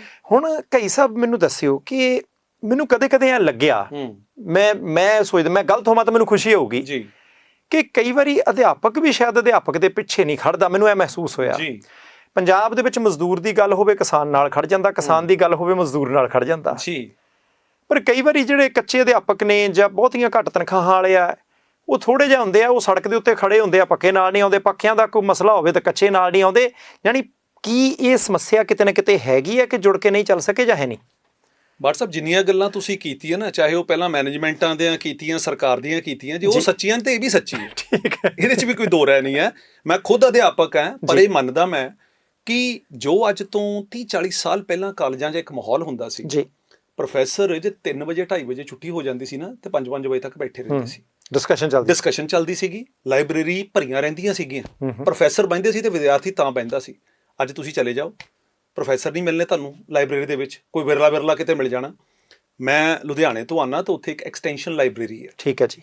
ਰੀਜਨਲ ਕੈਂਪਸ ਹੈ ਪੰਜਾਬ ਯੂਨੀਵਰਸਿਟੀ, ਉੱਥੇ ਐਕਸਟੈਂਸ਼ਨ ਲਾਇਬ੍ਰੇਰੀ ਹੈ। ਕੁਝ ਸਮਾਂ ਹੁੰਦਾ ਸੀ ਉੱਥੇ ਕੁਰਸੀ ਨਹੀਂ ਸੀ ਮਿਲਦੀ, 70-80 ਕੁਰਸੀਆਂ ਲੱਗੀਆਂ, ਟੇਬਲ ਲੱਗੇ ਆ, ਤੇ ਜਦੋਂ ਉੱਥੇ ਦੇ ਲਾਇਬ੍ਰੇਰੀਅਨ ਨੂੰ ਮੈਂ ਪਿੱਛੇ ਜੀ ਮਿਲਿਆ ਤਾਂ ਉਹ ਕਹਿੰਦਾ, ਪ੍ਰੋਫੈਸਰ ਸਾਹਿਬ ਆ ਬੰਦਾ ਨਹੀਂ ਕੋਈ ਲੱਭਦਾ ਇੱਥੇ, ਤੇ ਕਿਤਾਬਾਂ ਨੂੰ ਜੰਗ ਖਾ ਗਏ ਸਾਰੀਆਂ ਅਲਮਾਰੀਆਂ, ਤੇ ਕਹਿੰਦੇ ਕੋਈ ਬੰਦਾ ਹੀ ਨਹੀਂ ਆ ਰਿਹਾ ਇੱਥੇ, ਪੜ੍ਹਨ ਨਹੀਂ ਆ ਰਿਹਾ। ਕਿਉਂਕਿ ਇਹ ਬਿਲਕੁਲ ਗੱਲ ਠੀਕ ਹੈ ਕਿ ਜਦੋਂ 96 ਦੀ ਗ੍ਰੇਡ ਰਿਵੀਜ਼ਨ ਹੋਈ, 2006 ਦੀ ਹੋਈ, ਤੇ ਹੁਣ ਜਿਹੜੀ ਹੋਈ ਹੈ, ਤੇ ਜਦੋਂ ਤਨਖਾਹਾਂ ਇਸ ਲੈਵਲ ਤੇ ਗਈਆਂ ਤੇ ਨਿਗਾਰ ਸਾਰੇ ਪਾਸੇ ਆਇਆ। ਪ੍ਰੋਫੈਸਰ ਵੀ ਜਿਹੜੇ ਉਹ ਪੜ੍ਹਾਈ ਤੋਂ ਦੂਰ ਗਏ ਨੇ, ਇਸ ਗੱਲ ਨੂੰ ਮੰਨਣਾ ਪਏਗਾ। ਠੀਕ ਹੈ, ਇਹਦੇ 'ਚ ਕੋਈ ਇਦਾਂ ਦੀ ਗੱਲ ਨਹੀਂ ਹੈ। ਵਿਦਿਆਰਥੀ ਜਿਹੜੇ ਨੇ ਉਹ ਦੇਖੋ, ਉਹਨਾਂ ਨੇ ਤਾਂ ਪ੍ਰੋਫੈਸਰ ਉਹਨਾਂ ਦਾ ਰੋਲ ਮਾਡਲ ਹੈ। ਉਹਨਾਂ ਨੇ ਦੇਖਣਾ ਕਿ ਪ੍ਰੋਫੈਸਰ ਜੇ ਲਾਇਬ੍ਰੇਰੀ 'ਚ ਬੈਠਾ ਤੇ ਉਹ ਸ਼ਰਮੋ ਸ਼ਰਮੀ ਤੁਰਿਆ ਜਾਂਦਾ। ਅਸੀਂ ਵੀ ਜਾਂਦੇ ਸੀਗੇ ਕਿ ਯਾਰ ਪ੍ਰੋਫੈਸਰ ਦੇ ਕੋਲੋਂ ਲੰਘਣਾ, ਤੇ ਪ੍ਰੋਫੈਸਰ ਕਹੂਗਾ ਯਾਰ ਲਾਇਬ੍ਰੇਰੀ ਤਾਂ ਤੈਨੂੰ ਕਦੀ ਦੇਖਿਆ ਨਹੀਂ। ਤੇ ਇਸ ਕਰਕੇ ਤੁਸੀਂ ਗੱਲ ਠੀਕ ਕਰ ਰਹੇ ਹੋ। ਦੂਜੀ ਗੱਲ ਜਿਹੜੀ ਤੁਸੀਂ ਕਹੀ ਹੈ ਕਿ ਵੀ ਇਹ ਨਾਲ ਖੜਦੇ ਨੇ ਕਿ ਨਹੀਂ ਖੜਦੇ, ਹੁਣ ਮੈਂ ਤੁਹਾਨੂੰ ਕਿਹਾ ਵੀ ਕੈਟੇਗਰੀਜ਼ ਬਹੁਤ ਨੇ, ਹਰ ਦੀਆਂ ਆਪਣੀਆਂ ਮੰਗਾਂ ਨੇ, ਸਮੱਸਿਆਵਾਂ ਨੇ। ਹੁਣ ਟੀਚਰਾਂ ਦੀਆਂ ਜਥੇਬੰਦੀਆਂ ਨੇ, ਇਸੇ ਤਰ੍ਹਾਂ ਮਜ਼ਦੂਰਾਂ ਦੀਆਂ ਜਥੇਬੰਦੀਆਂ ਨੇ, ਕਿਸਾਨਾਂ ਦੀਆਂ ਜਥੇਬੰਦੀਆਂ ਨੇ, ਪਰ ਜਿਹੜੇ ਅੱਗੇ ਧਰਨੇ ਮੁਜ਼ਾਹਰੇ ਹੁੰਦੇ ਸੀ ਨਾ ਜੀ, ਸਾਡੇ ਕਿਸਾਨ ਬਾਬਿਆਂ ਨੇ ਤੇ ਕਿਸਾਨ ਸਾਡੀਆਂ ਬੀਬੀਆਂ ਨੇ ਜੀ, ਧਰਨਿਆਂ ਦਾ ਇੱਕ ਲੈਵਲ ਇੱਥੇ ਸੈੱਟ ਕਰਤਾ, ਰਿਕਾਰਡ ਕਾਇਮ ਕਰਤਾ। ਉਹ ਜਿਹੜਾ ਸਿੰਘੂ ਬਾਰਡਰ ਤੇ ਜੀ ਸਾਲ ਸਵਾ ਸਾਲ ਬੈਠੇ ਨੇ ਨਾ, ਤੇ ਹਨੇਰੀਆਂ ਹੋਣ, ਤੂਫਾਨ ਹੋਣ ਤੇ ਮੀਂਹ ਹੋਵੇ ਤਾਂ ਉੱਥੇ ਬੈਠੇ ਰਹੇ, ਤਾਂ ਸਰਕਾਰ ਹਿਲਾ ਕੇ ਰੱਖਤੀ ਜੀ। ਤਾਂ ਹੁਣ ਸਰਕਾਰਾਂ ਵੀ ਉਮੀਦ ਕਰਦੀਆਂ ਕਿ ਜਦੋਂ ਇੱਦਾਂ ਦੇ ਬੰਦੇ ਬੈਠਣ, ਚਾਹੇ ਉਹ ਪ੍ਰੋਫੈਸਰ ਹੋਣ ਤੇ ਚਾਹੇ ਉਹ ਮਜ਼ਦੂਰ ਹੋਣ ਤੇ ਚਾਹੇ ਉਹ ਸਰਕਾਰੀ ਦਫ਼ਤਰਾਂ ਦੇ ਮੁਲਾਜ਼ਮ ਹੋਣ, ਤਾਂ ਹੁਣ ਧਰਨਾ ਉਹ ਨਹੀਂ ਮੰਨਿਆ ਜਾਊਗਾ। ਹੁਣ ਧਰਨਾ ਇਹ ਨਹੀਂ ਹੈ ਜਿਹੜਾ ਅੱਗੇ 2 ਪੀਰੀਅਡ ਧਰਨੇ ਤੇ ਬਹਿ ਗਏ ਜੀ, 1.5 ਘੰਟਾ ਬਹਿ ਗਏ ਜੀ ਧਰਨੇ ਤੇ ਜਾਂ ਫਿਰ ਅਸੀਂ ਕਾਲੇ ਬਿੱਲੇ ਲਾ ਲਏ, ਤੇ ਜਾਂ ਫਿਰ ਅਸੀਂ ਆਪਣੇ 9 ਤੋਂ 5 ਵਜੇ ਤੱਕ ਦਾ ਧਰਨਾ ਲਾ ਲਿਆ ਜੀ। ਉਹਨਾਂ ਦਾ ਹੁਣ ਉਹ ਲੈਵਲ ਨਹੀਂ ਹੋਣਾ, ਉਹਨਾਂ ਨੂੰ ਧਰਨਾ ਨਹੀਂ ਮੰਨਿਆ ਜਾਏਗਾ। ਹੁਣ ਧਰਨਾ ਤੁਹਾਨੂੰ ਦਿਨ ਰਾਤ ਸੜਕਾਂ ਤੇ ਬਹਿਣਾ ਪਏਗਾ, ਸਰਕਾਰਾਂ ਦੇ ਖਿਲਾਫ ਲੌਜੀਕਲ ਲੜਾਈ ਲੜਨੀ ਪਏਗੀ। ਤੁਸੀਂ ਦਿਮਾਗ ਦੀ ਸ਼ੁਰੂਆਤੀ ਗੱਲ ਕੀਤੀ ਸੀਗੀ, ਇਹ ਦਿਮਾਗ ਦੀ ਲੜਾਈ ਹੈ। ਕੱਲਾ ਉਹ ਗੱਲਾਂ ਨਹੀਂ ਚੱਲਣੀਆਂ ਸਨ 70-80 ਵਾਲੀਆਂ ਕਿ ਜੋ ਹਮਸੇ ਟਕਰਾਏਗਾ ਤੇ ਇਦਾਂ ਦੇ ਨਾਰੇ ਲੱਗਣਗੇ। ਲੌਜੀਕਲ ਐਂਡ ਤੇ ਸਾਨੂੰ ਇਹਨਾਂ ਲੜਾਈਆਂ ਨੂੰ ਲੜਨਾ ਪਏਗਾ। ਔਰ ਕਮਾਲ ਹੈ ਕਿ ਸਾਡੀਆਂ ਕਿਸਾਨ ਜਥੇਬੰਦੀਆਂ ਨੇ ਜਦੋਂ ਪਾਰਲੀਮੈਂਟੇਰੀਅਨਸ ਦੇ ਨਾਲ ਉੱਥੇ ਗੱਲਾਂ ਕੀਤੀਆਂ ਜੀ, ਤਾਂ ਤੱਥ ਲੈ ਕੇ ਗਏ ਔਰ ਜਵਾਬ ਨਹੀਂ ਸੀ ਉਹਨਾਂ ਦੇ ਕੋਲ। ਸੋ ਸਾਡੇ ਜਥੇਬੰਦੀਆਂ ਨੂੰ ਇਹ ਕਹਿ ਕੇ ਗੁਜ਼ਾਰਾ ਨਹੀਂ ਹੈ ਕਿ ਸਾਡਾ 70 ਸਾਲ ਦਾ ਇਤਿਹਾਸ ਹੈ ਕਿ ਸਾਡਾ 75 ਸਾਲ ਦਾ ਇਤਿਹਾਸ ਹੈ। ਤੇ ਇਹ ਵੀ ਯਾਦ ਰੱਖੋ ਫਿਰ ਕਿ ਪਿਛਲੇ 15-20 ਸਾਲਾਂ 'ਚ ਜਿੰਨਾ ਅਸੀਂ ਗੰਦ ਪਾ ਦਿੱਤਾ ਜੀ, ਠੀਕ ਹੈ, ਤੇ ਉਸੇ ਇਤਿਹਾਸ ਨੂੰ ਬਰਬਾਦ ਕਰਨ ਤੇ ਵੀ ਆਪਾਂ ਹੀ ਲੱਗੇ ਹੋਏ ਹਾਂ। ਬਿਲਕੁਲ ਇਕੱਲਾ ਭਾਸ਼ਣਾਂ ਨਾਲ ਕੰਮ ਨਹੀਂ ਚੱਲਣਾ ਕਿ ਅਸੀਂ ਜੀ ਖੂਨ ਦੇ ਦੇਵਾਂਗੇ ਤੇ ਅਸੀਂ ਜੀ ਬੋਤਲਾਂ ਚਾੜ ਦੇਵਾਂਗੇ, ਉਹਦੇ ਨਾਲ ਗੱਲ ਨਹੀਂ ਚੱਲਣੀ। ਹੁਣ ਤੁਹਾਨੂੰ ਲੌਜੀਕਲ ਐਂਡ ਤੇ ਲੜਾਈ ਲੜਨੀ ਪਏਗੀ, ਤੁਹਾਨੂੰ ਸਰਕਾਰਾਂ ਨਾਲ ਟੇਬਲ ਟਾਕਸ ਵੀ ਕਰਨੀ ਪਏਗੀ, ਸਰਕਾਰਾਂ ਨੂੰ ਜਵਾਬ ਤੁਹਾਨੂੰ ਦੇਣ ਤੋਂ ਮਜਬੂਰ ਕਰਨਾ ਪਏਗਾ ਕਿ ਜੀ ਆਹ ਤੱਥ ਹੈ ਤੇ ਦੱਸੋ ਕੀ ਹੈ। ਤੁਹਾਡੇ ਦਰਸ਼ਕਾਂ ਲਈ ਦੱਸ ਦਵਾਂ ਕਿ ਪੰਜਾਬ ਸਰਕਾਰ ਨੇ ਇੱਕ ਕਾਲਜ ਪ੍ਰੋਫੈਸਰਾਂ ਦੀ ਜਿਹੜੀ ਰਿਟਾਇਰਮੈਂਟ ਦੀ ਏਜ ਹੈ ਜੀ, ਉਹ ਪਿਛਲੇ ਦਿਨੀ ਕਹਿਤਾ ਵੀ 60 ਤੋਂ 58 ਹੈ ਜੀ। ਅੱਛਾ, 2 ਘੱਟ ਕਰਤੇ, ਰੌਲਾ ਜਿਹਾ ਪਿਆ ਕਿ ਜੀ ਨੋਟੀਫਿਕੇਸ਼ਨ 'ਚ ਵੀ ਇਹ 60 ਤੋਂ 58 ਹੋ ਗਈ। ਮੈਨੇਜਮੈਂਟਾਂ ਤਾਂ ਅੱਗੇ ਦਾਅ ਤੇ ਬੈਠੀਆਂ ਸੀ, ਉਹਨਾਂ ਨੇ ਫਟਾਫਟ ਬੰਦੇ ਜਿਹੜੇ ਆ ਰਿਲੀਵ ਕਰਨੇ ਸ਼ੁਰੂ ਕਰਤੇ। ਅੱਛਾ, ਜਿਹੜਾ 59 ਸਾਲ ਦਾ ਹੀ ਚੱਕ ਕੇ ਬਾਹਰ, 58 ਵਾਲਾ ਹੀ ਜੀ, 58 ਸਾਲ ਤੇ ਉਹਦਾ ਅਗਲਾ ਦਿਨ ਹੈ ਚੜ੍ਹਨਾ ਸੀ ਤਾਂ ਕਹਿੰਦੇ ਜੀ ਤੁਸੀਂ ਚਲੋ ਬਾਹਰ। ਇਹ ਵੀ ਨਹੀਂ ਦੇਖਿਆ ਹੋਣਾ ਕਿ ਉਹਦੀ ਜਗ੍ਹਾ ਪੜਾਉਣਾ ਕਿੰਨੇ ਆ, ਕੁਝ ਵੀ ਨਹੀਂ ਜੀ, ਉਹਨਾਂ ਰਿਲੀਵ ਕਰਤੇ। ਬੰਦੇ ਕੋਰਟਾਂ 'ਚ ਭੱਜੇ ਫਿਰੇ। ਸਰਕਾਰ ਕੋਲੋਂ ਕੋਰਟ ਨੇ ਕਿਹਾ ਜੀ ਜਵਾਬ ਦਿਓ। ਸਰਕਾਰ ਨੇ ਇੱਕ ਐਫੀਡੇਵਿਟ ਫਾਈਲ ਕੀਤਾ, ਰਿਪਲਾਈ ਦਿੱਤਾ। ਠੀਕ ਹੈ, ਉਹਨੇ ਕਿਹਾ ਜੀ ਮੈਂ ਤੁਹਾਨੂੰ ਕਲੀਅਰ ਕਰ ਦਵਾਂ ਕਿ ਇਹਨਾਂ ਦੇ ਉੱਪਰ ਯੂਨੀਵਰਸਿਟੀਆਂ ਦੇ ਕੈਲੰਡਰ ਲਾਗੂ ਹੁੰਦੇ ਆ, ਕੈਲੰਡਰ ਦੇ ਵਿੱਚ ਇਹਨਾਂ ਦੀ ਜਿਹੜੀ ਰਿਟਾਇਰਮੈਂਟ ਦੀ ਏਜ ਹੈ ਉਹ 60 ਹੈ। ਠੀਕ ਹੈ, ਇਸ ਕਰਕੇ 58 ਵਾਲੀ ਕੋਈ ਗੱਲ ਨਹੀਂ। ਹਾਂ, ਸਰਕਾਰ ਇੱਕ ਗੱਲ ਤੋਂ ਭੱਜੀ ਹੈ ਕਿ ਜਿਹੜਾ ਉਹਨਾਂ ਨੇ ਕਿਹਾ ਕਿ ਅਸੀਂ 2 ਸਾਲ 58 ਤੋਂ 60 ਜਿਹੜਾ ਉਹ ਅਸੀਂ ਗ੍ਰਾਂਟ ਨਹੀਂ ਦੇਣੀ, ਉਹਨਾਂ ਨੇ ਇੱਕ ਕਲੌਜ਼ 23 ਦੀ ਗੱਲ ਕੀਤੀ ਹੈ ਜਿਹੜਾ ਕਿ 1978 ਦੀ ਗ੍ਰਾਂਟ ਇਨ ਏਡ ਸਕੀਮ ਦਾ ਪਾਰਟ ਹੈ। ਉਹਨਾਂ ਨੇ ਕਿਹਾ ਕਿ ਜਦੋਂ ਅਸੀਂ ਤੁਹਾਨੂੰ 78 ਚ ਗ੍ਰਾਂਟ ਦਿੱਤੀ ਸੀਗੀ ਤਾਂ ਉਹਦੇ ਚ ਲਿਖਿਆ ਸੀਗਾ ਵੀ ਸਰਕਾਰ ਜਦੋਂ ਚਾਵੇ ਇਸ ਗ੍ਰਾਂਟ ਨੂੰ ਘਟਾ ਸਕਦੀ ਹੈ, ਵਧਾ ਸਕਦੀ ਹੈ, ਬੰਦ ਕਰ ਸਕਦੀ ਹੈ ਬਿਨਾਂ ਕੋਈ ਤੁਹਾਨੂੰ ਨੋਟਿਸ ਦਿੱਤੇ। ਠੀਕ ਹੈ, ਸਰਕਾਰ ਨੇ ਉਹਦਾ ਹਵਾਲਾ ਦੇ ਕੇ ਕਰਤਾ, ਜਿਹਦੀ ਕਿ ਅਸੀਂ ਆਲੋਚਨਾ ਕਰਦੇ ਹਾਂ ਕਿ ਇਹ ਸਰਕਾਰ ਜਿਹੜੀ ਕਿ ਜਦੋਂ ਆਈ ਸੀਗੀ ਤਾਂ ਉਹਨੇ ਗੱਲ ਕਹੀ ਸੀ ਵੀ ਮੈਂ ਤਾਂ ਐਜੂਕੇਸ਼ਨ ਨੂੰ ਪ੍ਰਮੋਟ ਕਰਨਾ। ਠੀਕ ਹੈ, ਐਜੂਕੇਸ਼ਨ ਤੇ ਹੈਲਥ ਨੂੰ। ਤੇ ਅੱਜ ਸਰਕਾਰ ਇਹ ਕਵੇ ਕਿ ਜੀ ਮੈਂ 2 ਸਾਲ ਦੇ ਪੈਸੇ ਨਹੀਂ ਦੇਣੇ, ਤਾਂ ਇਹ ਲੋਕਾਂ ਨੂੰ ਹਜ਼ਮ ਨਹੀਂ ਹੋ ਰਿਹਾ। ਜਾਣੀ ਉਹ ਸਰਕਾਰ ਫੈਸਲਾ ਵੈਸੇ ਕਰੇ ਹੀ ਨਹੀਂ ਸੀ ਸਕਦੀ। ਸਰਕਾਰ ਨਹੀਂ, ਜੇ ਮੈਂ ਲੀਗਲ ਪੁਆਇੰਟ ਆਫ ਵਿਊ ਨਾਲ ਦੇਖਾਂ ਤੇ ਸਰਕਾਰ ਨੇ ਤਾਂ ਉਹ ਕਲੌਜ਼ 23 ਦਾ ਹਵਾਲਾ ਦੇ ਕੇ ਗੱਲ ਕਰ ਦਿੱਤੀ, ਕੁੰਡੀ ਰੱਖ ਲਈ ਉਹ। ਪਰ ਸਰਕਾਰਾਂ ਤੋਂ, ਔਰ ਖਾਸ ਕਰਕੇ ਅਜਿਹੀ ਸਰਕਾਰ ਤੋਂ ਜਿਹਨੂੰ ਲੋਕਾਂ ਨੇ ਐਡਾ ਵੱਡਾ ਮੈਂਡੇਟ ਦਿੱਤਾ, ਉਸ ਸਰਕਾਰ ਤੋਂ ਉਮੀਦ ਨਹੀਂ ਸੀ ਕਿ ਉਹ ਸਰਕਾਰ ਇਹ ਕਹੇਗੀ। ਇੱਕ ਪਾਸੇ ਤਾਂ ਸੈਂਟਰ ਸਰਕਾਰਾਂ 60 ਤੋਂ 65 ਵੱਲ ਨੂੰ ਜਾ ਰਹੀਆਂ ਨੇ, ਠੀਕ ਹੈ, ਦੂਜੇ ਪਾਸੇ ਇਹਨਾਂ ਨੇ 60 ਤੋਂ 58 ਵੱਲ ਨੂੰ ਕਹਿੰਦੇ ਨੇ ਕਿ ਅਸੀਂ ਗ੍ਰਾਂਟ ਦੇਣੀ। ਮੈਂ ਤੁਹਾਡੇ ਦਰਸ਼ਕਾਂ ਲਈ ਸਪਸ਼ਟ ਕਰਦਾ ਕਿ ਬਹੁਤ ਸਾਰਾ ਕਨਫਿਊਜ਼ਨ ਹੈ ਲੋਕਾਂ ਦੇ ਮਨਾਂ 'ਚ ਵੀ ਜੀ ਇਹ ਹੁਣ 58 ਤੇ ਰਿਟਾਇਰ ਕਰੀ ਜਾਣਗੇ। ਅਸੀਂ ਕੱਲ ਹੀ ਤਿੰਨੋਂ ਵਾਈਸ ਚਾਂਸਲਰਸ ਨੂੰ ਜਥੇਬੰਦੀ ਵੱਲੋਂ ਚਿੱਠੀ ਪਾਈ ਹੈ, ਅਸੀਂ ਉੱਚ ਸਕੱਤਰ ਔਰ ਸਿੱਖਿਆ ਮੰਤਰੀ ਨੂੰ ਚਿੱਠੀ ਪਾਈ ਹੈ ਕਿ ਜੀ ਇਹ ਮੈਨੇਜਮੈਂਟਾਂ 60 ਤੋਂ ਪਹਿਲਾਂ ਕਿਸੇ ਨੂੰ ਰਿਟਾਇਰ ਨਹੀਂ ਕਰ ਸਕਦੀਆਂ। ਠੀਕ ਹੈ, ਔਰ ਜੇ ਕਰਨਗੀਆਂ ਤੇ ਉਹਦੇ ਲਈ ਯੂਨੀਵਰਸਿਟੀਆਂ, ਕਿਉਂਕਿ ਇਹ ਤੁਹਾਡੇ ਕੈਲੰਡਰ ਨੂੰ ਨਹੀਂ ਮੰਨ ਰਹੇ, ਇਹਨਾਂ ਨੂੰ ਡਿਸਐਫੀਲੀਏਟ ਕਰੋ। ਇਹੋ ਜਿਹੇ ਕਾਲਜ ਕਾਲੇ ਬਾਹਰ ਹੀ ਕੱਢ ਦਿਓ, ਕਾਲੇ ਬਾਹਰ ਕੱਢੋ ਜੀ ਇਹਨਾਂ ਨੂੰ ਯੂਨੀਵਰਸਿਟੀ ਤੋਂ। ਦੂਸਰਾ, ਅਸੀਂ ਉੱਚ ਸਿੱਖਿਆ ਸਕੱਤਰ ਨੂੰ ਚਿੱਠੀ ਪਾਈ ਹੈ, ਅਸੀਂ ਉਹਦੇ 'ਚ ਕਿਹਾ ਕਿ ਜੇ ਇਹ 58 ਰਿਟਾਇਰ ਕਰਦੇ ਆ, ਸਾਡੇ ਟੀਚਰਾਂ ਲਈ ਇੱਕ ਸਿਕਿਉਰਿਟੀ ਆਫ ਸਰਵਿਸ ਐਕਟ ਬਣਿਆ ਹੋਇਆ 1974 ਵਿਧਾਨ ਸਭਾ 'ਚ ਪਾਸ ਹੋਇਆ, ਉਹਦੇ 'ਚ ਲਿਖਿਆ ਗਿਆ ਕਲੌਜ਼ 3, 4, 5 ਤੇ 7 ਦੇ ਵਿੱਚ ਕਿ ਜੇ ਤੁਸੀਂ ਕਿਸੇ ਟੀਚਰ ਨੂੰ ਰਿਮੂਵ ਕਰਨਾ ਜਾਂ ਰਿਲੀਵ ਕਰਨਾ ਤਾਂ firstly you will have to take permission from the DPI colleges Punjab. ਠੀਕ ਹੈ, ਕੀ ਇਹਨਾਂ ਨੇ ਪਰਮਿਸ਼ਨ ਲਈ ਹੈ? ਤੇ ਜੇ ਨਹੀਂ ਲਈ ਤਾਂ ਇੱਕ ਸੈਕਸ਼ਨ 7C ਹੈ, ਉਹ ਇਹ ਕਹਿੰਦਾ ਹੈ ਕਿ ਜੇ ਮੈਨੇਜਮੈਂਟਾਂ ਇਸ ਨੂੰ ਨਹੀਂ ਮੰਨਦੀਆਂ, ਸਰਵਿਸ ਸਿਕਿਉਰਿਟੀ ਐਕਟ ਨੂੰ, ਤੇ ਗਲਤ ਕੰਮ ਕਰ ਰਹੀਆਂ, ਮਿਸਮੈਨੇਜ ਕਰ ਰਹੀਆਂ ਸਾਰਾ, ਤਾਂ ਫਿਰ ਜਿਹੜਾ ਉੱਚ ਸਿੱਖਿਆ ਸਕੱਤਰ ਹੈ ਉਹ ਕਾਲਜ ਦੀ ਮੈਨੇਜਮੈਂਟ ਨੂੰ ਸਸਪੈਂਡ ਕਰ ਸਕਦਾ। ਠੀਕ ਹੈ ਜੀ, ਸਸਪੈਂਡ ਕਰਨ ਤੋਂ ਬਾਅਦ ਉੱਥੇ ਐਡਮਿਨਿਸਟ੍ਰੇਟਰ ਨਿਯੁਕਤ ਕਰ ਸਕਦਾ, DC ਨੂੰ ਜਾਂ SDM ਨੂੰ ਲਾ ਸਕਦਾ, ਜਿਹੜੇ ਵੀ ਅਫਸਰ। ਔਰ ਇਹ ਅਸੀਂ ਸਰਕਾਰ ਨੂੰ ਵੀ ਗੁਹਾਰ ਲਗਾਉਂਦੇ ਹਾਂ ਤੁਹਾਡੇ ਮਾਧਿਅਮ ਦੇ ਰਾਹੀਂ ਕਿ ਅੱਜ ਜ਼ਰੂਰਤ ਹੈ 8-10 ਕਾਲਜਾਂ ਨੂੰ, ਮੈਨੇਜਮੈਂਟਾਂ ਨੂੰ ਭੰਗ ਕਰਨ ਦੀ, ਜਿਹੜੇ ਜ਼ਮੀਨਾਂ ਖਰੀਦੀ ਫਿਰਦੇ ਨੇ, ਜਿਹੜੇ ਲੋਨ ਹਸਪਤਾਲਾਂ ਨੂੰ ਦਿੰਦੇ ਨੇ, ਤਾਂ ਜਿਹੜੇ ਰਿਲੀਵ ਕਰ ਰਹੇ ਨੇ। ਅੱਛਾ, ਹੈਗੇ ਬੰਦੇ ਇਦਾਂ ਦੇ, ਇਹ ਲੋੜ ਹੈ ਜੀ। ਠੀਕ ਹੈ ਜੀ, ਸਰਕਾਰ ਤੱਕ ਅਸੀਂ ਰਿਕਾਰਡ ਦੇ ਚੁੱਕੇ ਹਾਂ। ਇੱਕ ਕਮੇਟੀ ਵੀ ਬੈਠੀ ਹੋਈ ਹੈ ਕਿ ਜਿਹੜੇ ਕਾਲਜਾਂ ਦੇ ਵਿੱਚ ਇਨਐਲੀਜੀਬਲ ਪ੍ਰਿੰਸੀਪਲਸ ਔਰ ਐਸੋਸੀਏਟ ਪ੍ਰੋਫੈਸਰ ਬਣੇ ਹੋਏ ਨੇ। ਇੱਕ ਪਾਸੇ ਤਾਂ ਸਰਕਾਰ ਕਹਿੰਦੀ ਖਜ਼ਾਨਾ ਖਾਲੀ ਹੋ ਗਿਆ, ਅਸੀਂ ਖਜ਼ਾਨਾ ਭਰਨਾ, ਤੇ ਭਰਨਾ ਕਿਵੇਂ ਹੈ? 180-82 ਦਿਨ ਹੋ ਗਏ ਹੈ ਜੀ, ਕਮੇਟੀ ਬਣੀ ਹੋਈ ਹੈ, ਮੇਰੀ ਸ਼ਿਕਾਇਤ ਤੇ ਬਣੀ ਸੀਗੀ, ਉਹ ਕਮੇਟੀ ਦੀ ਰਿਪੋਰਟ ਬਾਹਰ ਨਹੀਂ ਆ ਰਹੀ। ਜੇ ਰਿਪੋਰਟ ਬਾਹਰ ਆ ਕੇ ਲਾਗੂ ਹੋ ਜਾਵੇ 4 ਪੈਸੇ ਬਣਨਗੇ। ਮੈਂ ਕਹਿ ਰਿਹਾ ਜੀ ਕਰੋੜਾਂ ਰੁਪਏ ਦੀ ਰਿਕਵਰੀ ਪੈਣੀ ਹੈ। ਅੱਛਾ, ਬਸ ਸਰਕਾਰ ਦੇ ਖਜ਼ਾਨੇ ਚੋਂ ਪੈਸਾ ਜਾਣਾ। ਔਰ ਦੂਸਰਾ, ਜਿਹੜੇ ਐਲੀਜੀਬਲ ਬੱਚੇ ਵਿਚਾਰੇ ਘਰਾਂ 'ਚ ਬੈਠੇ PhDਆਂ ਕਰਕੇ ਉਹ ਐਲੀਜੀਬਲ ਨੇ, ਉਹਨਾਂ ਨੂੰ ਕਿਉਂ ਨਹੀਂ ਨੌਕਰੀਆਂ ਮਿਲਣਗੀਆਂ? ਅੱਛਾ, ਕਈ ਸਾਹਿਬ ਮੈਨੂੰ ਇੱਕ ਚੀਜ਼ ਦੱਸਿਓ, ਤੁਹਾਡਾ ਹੁਣ ਤੱਕ ਦਾ ਜਿਹੜਾ ਤਜਰਬਾ ਸਨ 2000 ਤੋਂ ਲੈ ਕੇ 2023 ਤੱਕ ਦਾ ਜੀ, ਪੰਜਾਬ ਦਾ ਜਿਹੜਾ ਯੂਥ ਹੈ ਜਾਂ ਪੰਜਾਬ ਦੇ ਜਿਹੜੇ ਬੱਚੇ ਨੇ ਜੀ, ਤੁਹਾਡਾ ਤਜਰਬਾ ਕੀ ਕਹਿੰਦਾ ਕਿ ਜੇ ਉਹਨਾਂ ਨੂੰ ਅਸੀਂ ਠੀਕ ਮਾਹੌਲ, ਠੀਕ ਸਿਲੇਬਸ ਜੀ, ਠੀਕ ਪ੍ਰੈਕਟੀਕਲ ਜੀ, ਠੀਕ ਅਧਿਆਪਕ ਜੀ, ਯੋਗ ਵਧੀਆ ਚੰਗੇ, ਜਿਨ੍ਹਾਂ ਨੂੰ ਚਿੰਤਾ ਨਾ ਹੋਵੇ ਕਿ ਭਾਈ ਰੋਟੀ ਕਿੱਦਾਂ ਪੱਕਣੀ ਹੈ, ਉਹ ਦੇ ਦਈਏ ਤਾਂ ਕੀ ਪੰਜਾਬ ਦੇ ਬੱਚੇ ਅਸਮਾਨ 'ਚ ਛੇਕ ਕਰਨ ਜੋਗੇ ਹੈਗੇ ਆ? ਬਿਲਕੁਲ ਤੁਸੀਂ ਠੀਕ ਕਿਹਾ ਇਹ ਗੱਲ। ਮੈਂ ਤੁਹਾਡੀਆਂ ਸਾਰੀਆਂ ਗੱਲਾਂ ਦਾ ਇੱਕੋ ਗੱਲ ਕਹਿਣਾ ਹੈ ਜੀ। ਸਰਕਾਰ, ਮੈਨੇਜਮੈਂਟਾਂ ਤੇ ਆਮ ਜਨਤਾ, ਜਿਹਨੂੰ ਅਸੀਂ ਕਹਿੰਦੇ ਆ general culture of the society, ਜੀ ਨੀਤਾਂ ਚੰਗੀਆਂ ਹੋ ਜਾਣ ਠੀਕ ਹੈ ਜੀ। ਤਾਂ ਤੁਸੀਂ ਇਸੇ ਫਿਊਚਰ ਨੂੰ ਜਿਹੜਾ ਕੈਨੇਡਾ ਭੱਜਿਆ ਫਿਰਦਾ, ਆਸਟ੍ਰੇਲੀਆ ਭੱਜਿਆ ਫਿਰਦਾ, ਇੱਥੇ ਮੱਲਾ ਮਾਰ ਕੇ ਦਿਖਾਣਗੇ। ਇੰਨੇ ਜੋਗੇ ਹੈਗੇ ਆ, ਇੰਨੇ ਜੋਗੇ ਕਿ ਉਸ ਤੋਂ ਵੱਧ ਜੋਗੇ ਹੈਗੇ। ਜੀ। ਜੇ ਉੱਥੇ ਜਾ ਕੇ ਸਭ ਕੁਝ ਕਰ ਸਕਦੇ ਆ ਤੇ ਫਿਰ ਇੱਥੇ ਕਿਉਂ ਨਹੀਂ ਕਰ ਸਕਦੇ? ਇੱਥੇ ਓਪਰਚੁਨਿਟੀ ਨਹੀਂ ਦਿੱਤੀ ਜਾ ਰਹੀ। ਜੀ ਉਹਨਾਂ ਨੂੰ ਹਰ ਗੱਲ ਦੇ ਵਿੱਚ ਅਸੀਂ ਕੱਸ ਕੇ ਰੱਖਿਆ ਹੋਇਆ ਤੇ ਉਹ ਜਦੋਂ ਕੱਸਿਆ ਹੋਇਆ ਬੰਦਾ ਤੇ ਉਹ ਸਾਹ ਲੈਣ ਤੋਂ ਔਖਾ ਹੈ। ਬਿਲਕੁਲ ਠੀਕ ਤੇ ਜਦੋਂ ਤੁਸੀਂ ਉਹਨਾਂ ਨੂੰ ਥੋੜੀ ਜਿਹੀ ਖੁੱਲ੍ਹ ਦਵੋਗੇ, ਉਹਨਾਂ ਨੂੰ ਥੋੜਾ ਜਿਹਾ ਅੱਗੇ ਵਧਣ ਦਾ ਮੌਕਾ ਦਵੋਗੇ। ਤੁਸੀਂ ਸਿਲੇਬਸਿਸ ਦੀ ਗੱਲ ਕੀਤੀ, ਬਿਲਕੁਲ ਠੀਕ ਹੈ। ਇਹ ਉਹੀ ਸਨ 70 ਵਾਲੇ ਸਿਲੇਬਸ ਚੱਲੀ ਜਾਂਦੇ ਪਏ ਆ। ਸਿਲੇਬਸਿਸ ਨਵੇਂ ਢੰਗ ਦੇ ਲਿਆਣੇ ਪੈਣਗੇ। ਕਈ ਵਾਰੀ ਉਹ ਜਾ ਕੇ ਫੀਲਡ 'ਚ ਮਾਰਕੀਟ 'ਚ ਉਹਦੀ ਲੋੜ ਹੀ ਕੋਈ ਨਹੀਂ ਹੁੰਦੀ। ਬਿਲਕੁਲ ਠੀਕ, ਸਾਰੀ ਉਮਰ ਨਹੀਂ ਵਰਤਿਆ ਜਾਂਦਾ। ਐਗਜ਼ੈਕਟਲੀ, ਬਿਲਕੁਲ ਠੀਕ ਕਹਿ ਰਹੇ ਹੋ ਤੁਸੀਂ। ਸਟੂਡੈਂਟਸ ਨੂੰ ਵੀ ਇਹ ਦੱਸਣਾ ਪਏਗਾ ਕਿ ਬਈ ਤੇਰੀ ਫੀਲਡ ਆਹ ਹੈਗੀ। ਜੇ ਸਪੋਜ਼ ਕੋਈ ਸਬਜੈਕਟ ਹੈਗਾ, ਜੇ ਕੋਈ ਇਕਨੋਮਿਕਸ ਕਰ ਰਿਹਾ, ਤੁਹਾਨੂੰ ਦੱਸਣਾ ਪਏਗਾ ਵੀ ਇਕਨੋਮਿਕਸ ਦੀ ਫੀਲਡ ਦੇ ਆ ਅੱਗੇ ਤੁਸੀਂ ਜਾ ਸਕਦੇ ਹੋ। ਜੇ ਕੋਈ ਪੋਲੀਟੀਕਲ ਸਾਇੰਸ ਕਰ ਰਿਹਾ, ਤੁਹਾਨੂੰ ਦੱਸਣਾ ਪਏਗਾ ਜੀ ਇਹਦਾ ਜਰਨਲਿਜ਼ਮ ਦਾ ਫੀਲਡ ਹੈਗਾ। ਜੇ ਕੋਈ ਸਾਇੰਸ ਦੀ ਫੀਲਡ 'ਚ ਜਾ ਰਿਹਾ, ਉਹਨੂੰ ਦੱਸਣਾ ਪਏਗਾ ਵੀ ਆਹ ਫੀਲਡਸ ਹੈਗੀਆਂ ਨੇ। ਲੇਕਿਨ ਉਹਨਾਂ ਫੀਲਡ ਦੇ ਵਿੱਚ ਇੱਕ ਤਾਂ ਓਪਰਚੁਨਿਟੀ ਔਰ ਦੂਸਰਾ ਸਾਫ਼ ਮਨਾਂ ਦੇ ਨਾਲ ਅੱਗੇ ਇੰਪਲੋਇਰ ਬੈਠਾ ਹੋਵੇ। ਬਿਲਕੁਲ ਠੀਕ ਹੈ। ਅੱਛਾ ਕਈ ਸਾਹਿਬ, ਇੱਕ ਚੀਜ਼ ਮੈਨੂੰ ਹੋਰ ਦੱਸਿਓ। ਕਦੇ ਮੈਨੂੰ ਐਂ ਲੱਗਦਾ ਹੁੰਦਾ ਕਿ ਤੁਸੀਂ ਜਦੋਂ ਆ ਰਿਟਾਇਰਮੈਂਟ ਏਜ ਦੀ ਗੱਲ ਕੀਤੀ, ਹੋਰ ਬਹੁਤ ਸਾਰੀਆਂ ਚੀਜ਼ਾਂ ਦੀ, ਜੀ, ਉਹਦੇ ਵਿੱਚ ਅਧਿਆਪਕ ਜਿਹੜਾ ਹੈ ਜੀ, ਉਹ ਇੱਕ ਕਾਲਜ ਦੇ ਵਿੱਚ ਅਧਿਆਪਕ ਪੜ੍ਹਾ ਰਿਹਾ ਤੇ ਉਹਦੇ ਹਿੱਤ ਦੀ ਗੱਲ ਹੈ ਕਿ ਭਾਈ ਜਦ ਕਾਨੂੰਨ ਇਹ ਕਹਿੰਦਾ ਸਾਨੂੰ 60 ਸਾਲ ਤੱਕ ਕੰਮ ਕਰਨ ਦਾ ਮੌਕਾ ਦਿਓ, ਠੀਕ ਗੱਲ ਹੈ, ਵਾਜਬ ਹੈ ਜੀ।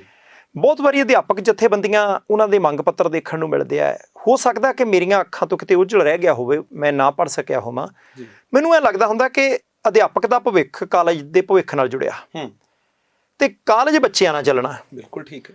ਕਿੰਨੀ ਕੁ ਵਾਰੀ ਇਦਾਂ ਹੁੰਦਾ ਕਿ ਅਧਿਆਪਕ ਜਥੇਬੰਦੀਆਂ ਦੇ ਮੰਗ ਪੱਤਰ ਦੇ ਵਿੱਚ ਅਧਿਆਪਕ ਦੀ ਤਨਖਾਹ, ਅਧਿਆਪਕ ਦੇ ਕੰਮ ਕਰਨ ਦੇ ਘੰਟੇ ਜਾਂ ਹੋਰ ਅਧਿਆਪਕਾਂ ਦੀਆਂ ਮੰਗਾਂ ਤੋਂ ਬਿਨਾਂ ਜੋ ਵਿਦਿਆਰਥੀਆਂ ਦੇ ਲਈ ਘੱਟ ਹੈ ਕਾਲਜ ਦੇ ਵਿੱਚ ਜਾਂ ਲਾਇਬ੍ਰੇਰੀ ਲੈਬੋਰਟਰੀ 'ਚ ਘੱਟ ਹੈ, ਕੀ ਕਦੇ ਇੱਕ ਦੋ ਲਾਈਨਾਂ ਭਾਵੇਂ ਥੱਲੇ ਜਾਈ ਸਹੀ, ਜਿੱਦਾਂ ਪਿੰਡ ਵਾਲੇ ਮੰਗ ਪੱਤਰ ਦੇ ਵਿੱਚ ਲਾਇਬ੍ਰੇਰੀ ਦੀ ਮੰਗ ਸਭ ਤੋਂ ਥੱਲੇ ਹੁੰਦੀ ਹੈ, ਕੀ ਕਦੇ ਪਾਇਆ ਪੋਇਆ ਕਿ ਇਕੱਲਾ ਅਧਿਆਪਕਾਂ ਦਾ ਹੀ ਹੁੰਦਾ?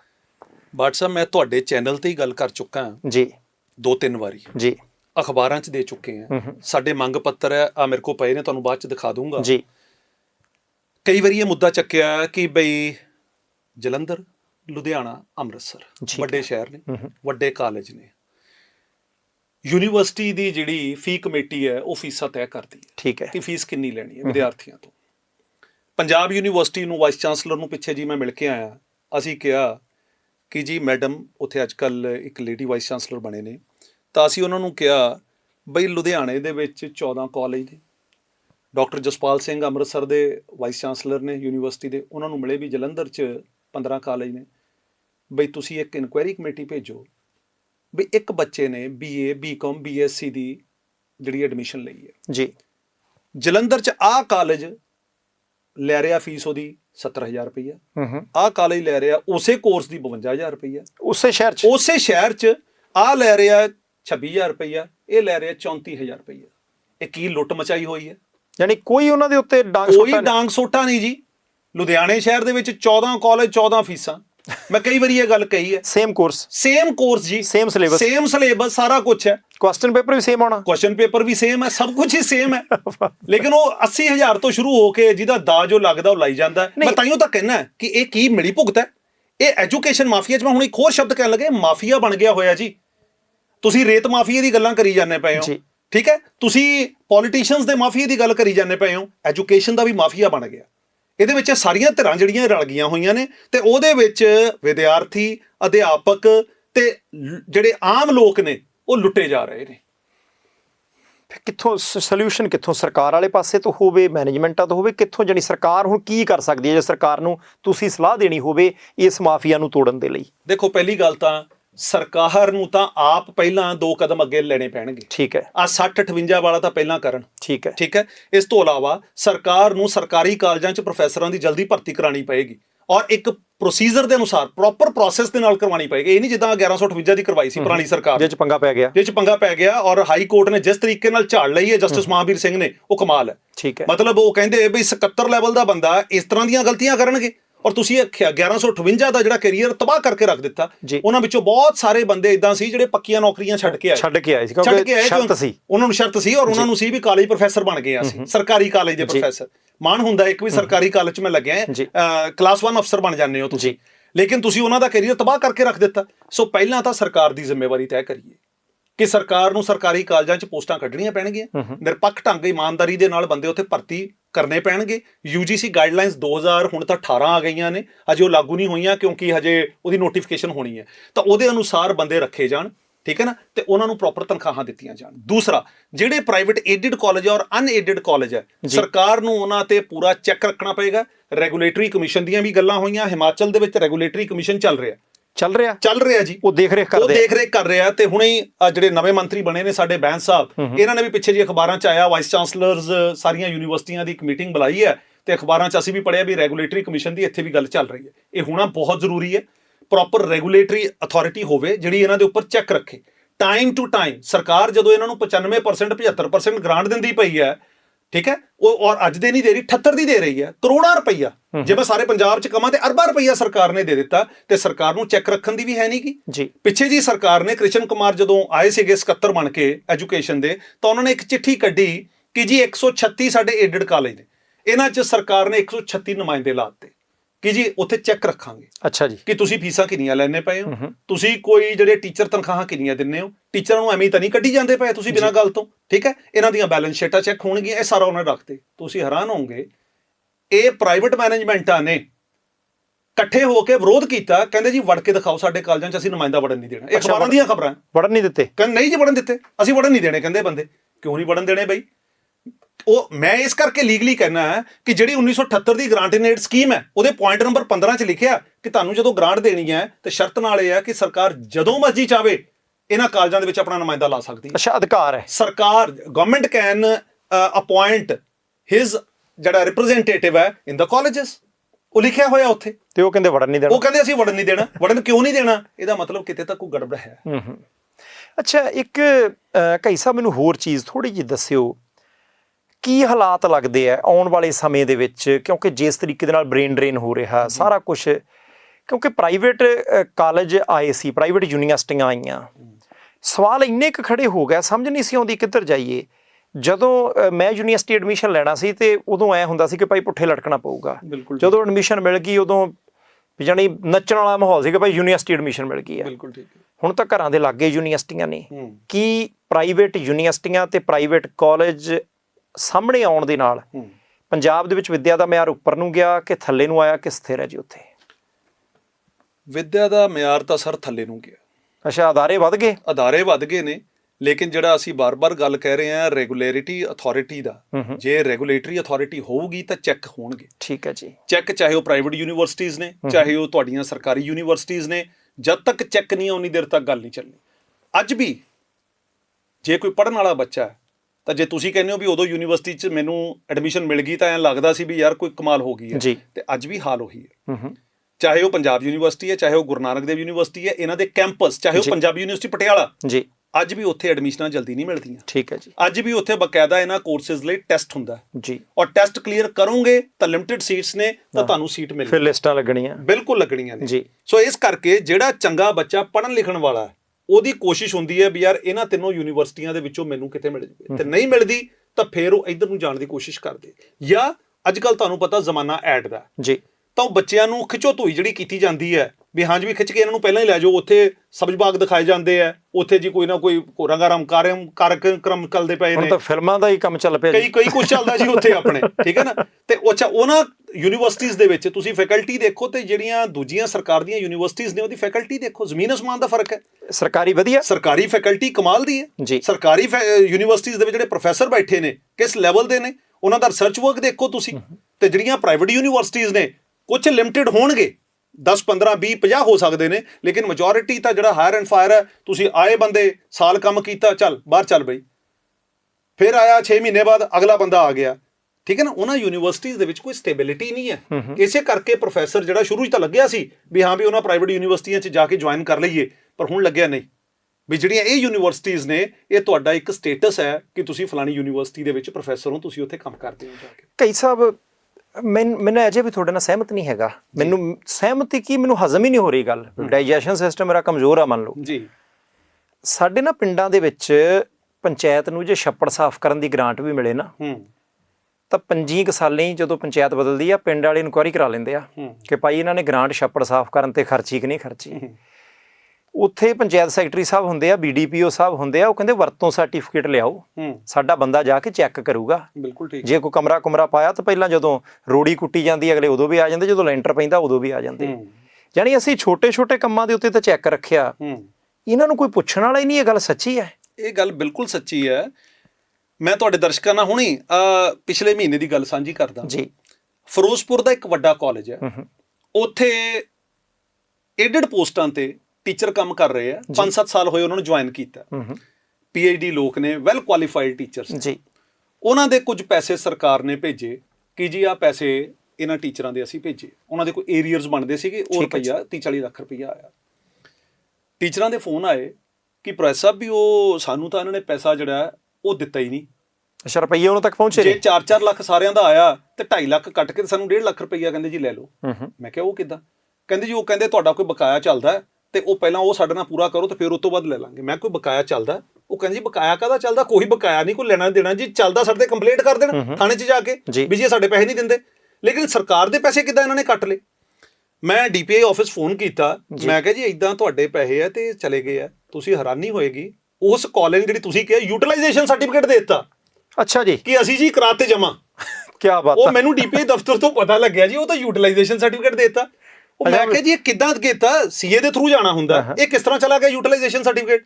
ਮਤਲਬ ਇਸ ਲੈਵਲ ਤੇ ਜਾ ਰਹੇ ਨੇ ਕਾਲਜ ਜਿਹੜੇ ਨੇ ਕਿ ਠੀਕ ਹੈ ਪ੍ਰੋਫੈਸਰ ਦਾ ਜਿਹੜਾ ਹੱਕ ਹੈ ਸਰਕਾਰ ਵੱਲੋਂ ਆਇਆ, ਤੁਸੀਂ ਸਰਕਾਰ ਦੇ ਪੈਸੇ ਚੋਂ ਵਿੱਚੋਂ ਆਪਣਾ ਹਿੱਸਾ ਕੱਢ ਕੇ ਕਿੱਦਾਂ ਰੱਖ ਲਿਆ? ਸੋ ਇਸ ਕਰਕੇ ਅਜਿਹੇ ਕਾਲਜ, ਮੈਂ ਜਿਹੜੀ ਤੁਹਾਨੂੰ ਸ਼ੁਰੂ 'ਚ ਗੱਲ ਕਹੀ ਹੈ, ਅਜਿਹੇ ਕਾਲਜਾਂ ਤੇ ਮੈਨੇਜਮੈਂਟਾਂ ਭੰਗ ਹੋਣ ਤੇ ਐਡਮਿਨਿਸਟ੍ਰੇਟਰ ਲਾਓ ਸਾਲ 1.5 ਸਾਲ, ਕਿਉਂਕਿ ਉਹਦੇ 'ਚ ਲਿਖਿਆ ਕਿ ਪਹਿਲਾਂ ਸਾਲ ਲਈ ਲਾਇਆ ਜਾਏਗਾ, ਜੇ ਤਾਂ ਵੀ ਨਹੀਂ ਸੁਧਰਦੇ ਤਾਂ 2 ਸਾਲ ਲਈ ਲਾਓ ਜੀ। ਇਹ ਜ਼ਰੂਰੀ ਹੈ ਚੈੱਕ ਦੇ ਲਈ। ਅਸੀਂ ਇਹ ਨਹੀਂ ਕਹਿੰਦੇ ਵੀ ਕੋਈ ਇਹਨਾਂ ਕਾਲਜ ਮੈਨੇਜਮੈਂਟਾਂ ਤੋਂ ਕਾਲਜ ਲੈਣੇ ਆ, ਪਰ ਕਿਤੇ ਨਾ ਕਿਤੇ ਤਾਂ ਚੈੱਕ ਲਾ ਕੇ ਇਹਨਾਂ ਦੇ ਹੋਸ਼ ਟਿਕਾਣੇ ਤੇ ਲਿਆਣੇ ਪੈਣਗੇ। ਦਰੁਸਤ ਹੋਵੇ ਕੰਮ। ਇਹ ਦਰੁਸਤ ਕਰਨ ਦੇ ਲਈ ਇਹ ਜ਼ਰੂਰੀ ਹੈ ਕਿ ਜਦ ਤੱਕ ਆਪਾਂ ਇਹ ਚੈੱਕਸ ਨਹੀਂ ਲਾਵਾਂਗੇ, ਕਿਤੇ ਨਾ ਕਿਤੇ ਕੁਝ ਸਜ਼ਾਵਾਂ ਨਹੀਂ ਦੇਣਗੇ। ਜਿਹੜੇ ਕਿ ਕਾਲਜ ਕਰ ਰਹੇ ਨੇ ਗਲਤੀਆਂ, ਸਾਰਿਆਂ ਦੇ ਤਾਂ ਲੋੜ ਨਹੀਂ ਹੈ, ਜਿਹੜੇ ਕਰ ਰਹੇ ਨੇ ਇਹ ਕਿਤੇ ਨਾ ਕਿਤੇ ਚੈੱਕ ਲੱਗਣਗੇ ਤੇ ਬਾਕੀਆਂ ਨੂੰ ਆਪਣੇ ਆਪ ਹੀ ਇੱਕ ਸੁਨੇਹਾ ਚਲਾ ਜਾਣਾ ਕਿ ਸਰਕਾਰ ਜਿਹੜੀ ਹੈ ਹੁਣ ਨਹੀਂ ਸਹੇਗੀ। ਔਰ ਜਦੋਂ ਇਹ ਸਰਕਾਰ ਆਈ ਸੀ, ਆਂਦੀ ਇਹਨਾਂ ਨੇ ਪਹਿਲਾਂ ਸੰਗਰੂਰ ਜ਼ਿਲ੍ਹੇ ਦੇ ਵਿੱਚ, ਉੱਥੇ ਇਹਨਾਂ ਨੇ ਇੱਕ ਕਾਲਜ ਦੇ ਵਿੱਚ, ਉਸ ਕਾਲਜ ਨੇ ਆਪਣਾ ਪੈਸਾ ਕੱਢ ਕੇ ਕਿਸੇ ਹੋਰ ਕਾਲਜ ਨੂੰ ਦਿੱਤਾ ਤੇ ਇਹਨਾਂ ਨੇ ਆਂਦੇ ਹੀ ਉੱਥੇ ਜਿਹੜਾ ਹੈਗਾ, ਉਦੋਂ ਮੰਤਰੀ ਸੀਗੇ ਮੀਥੇਰ ਹੋਣੇ, ਤਾਂ ਉਹਨਾਂ ਨੇ ਆਂਦੇ ਹੀ ਜਿਹੜਾ ਹੈਗਾ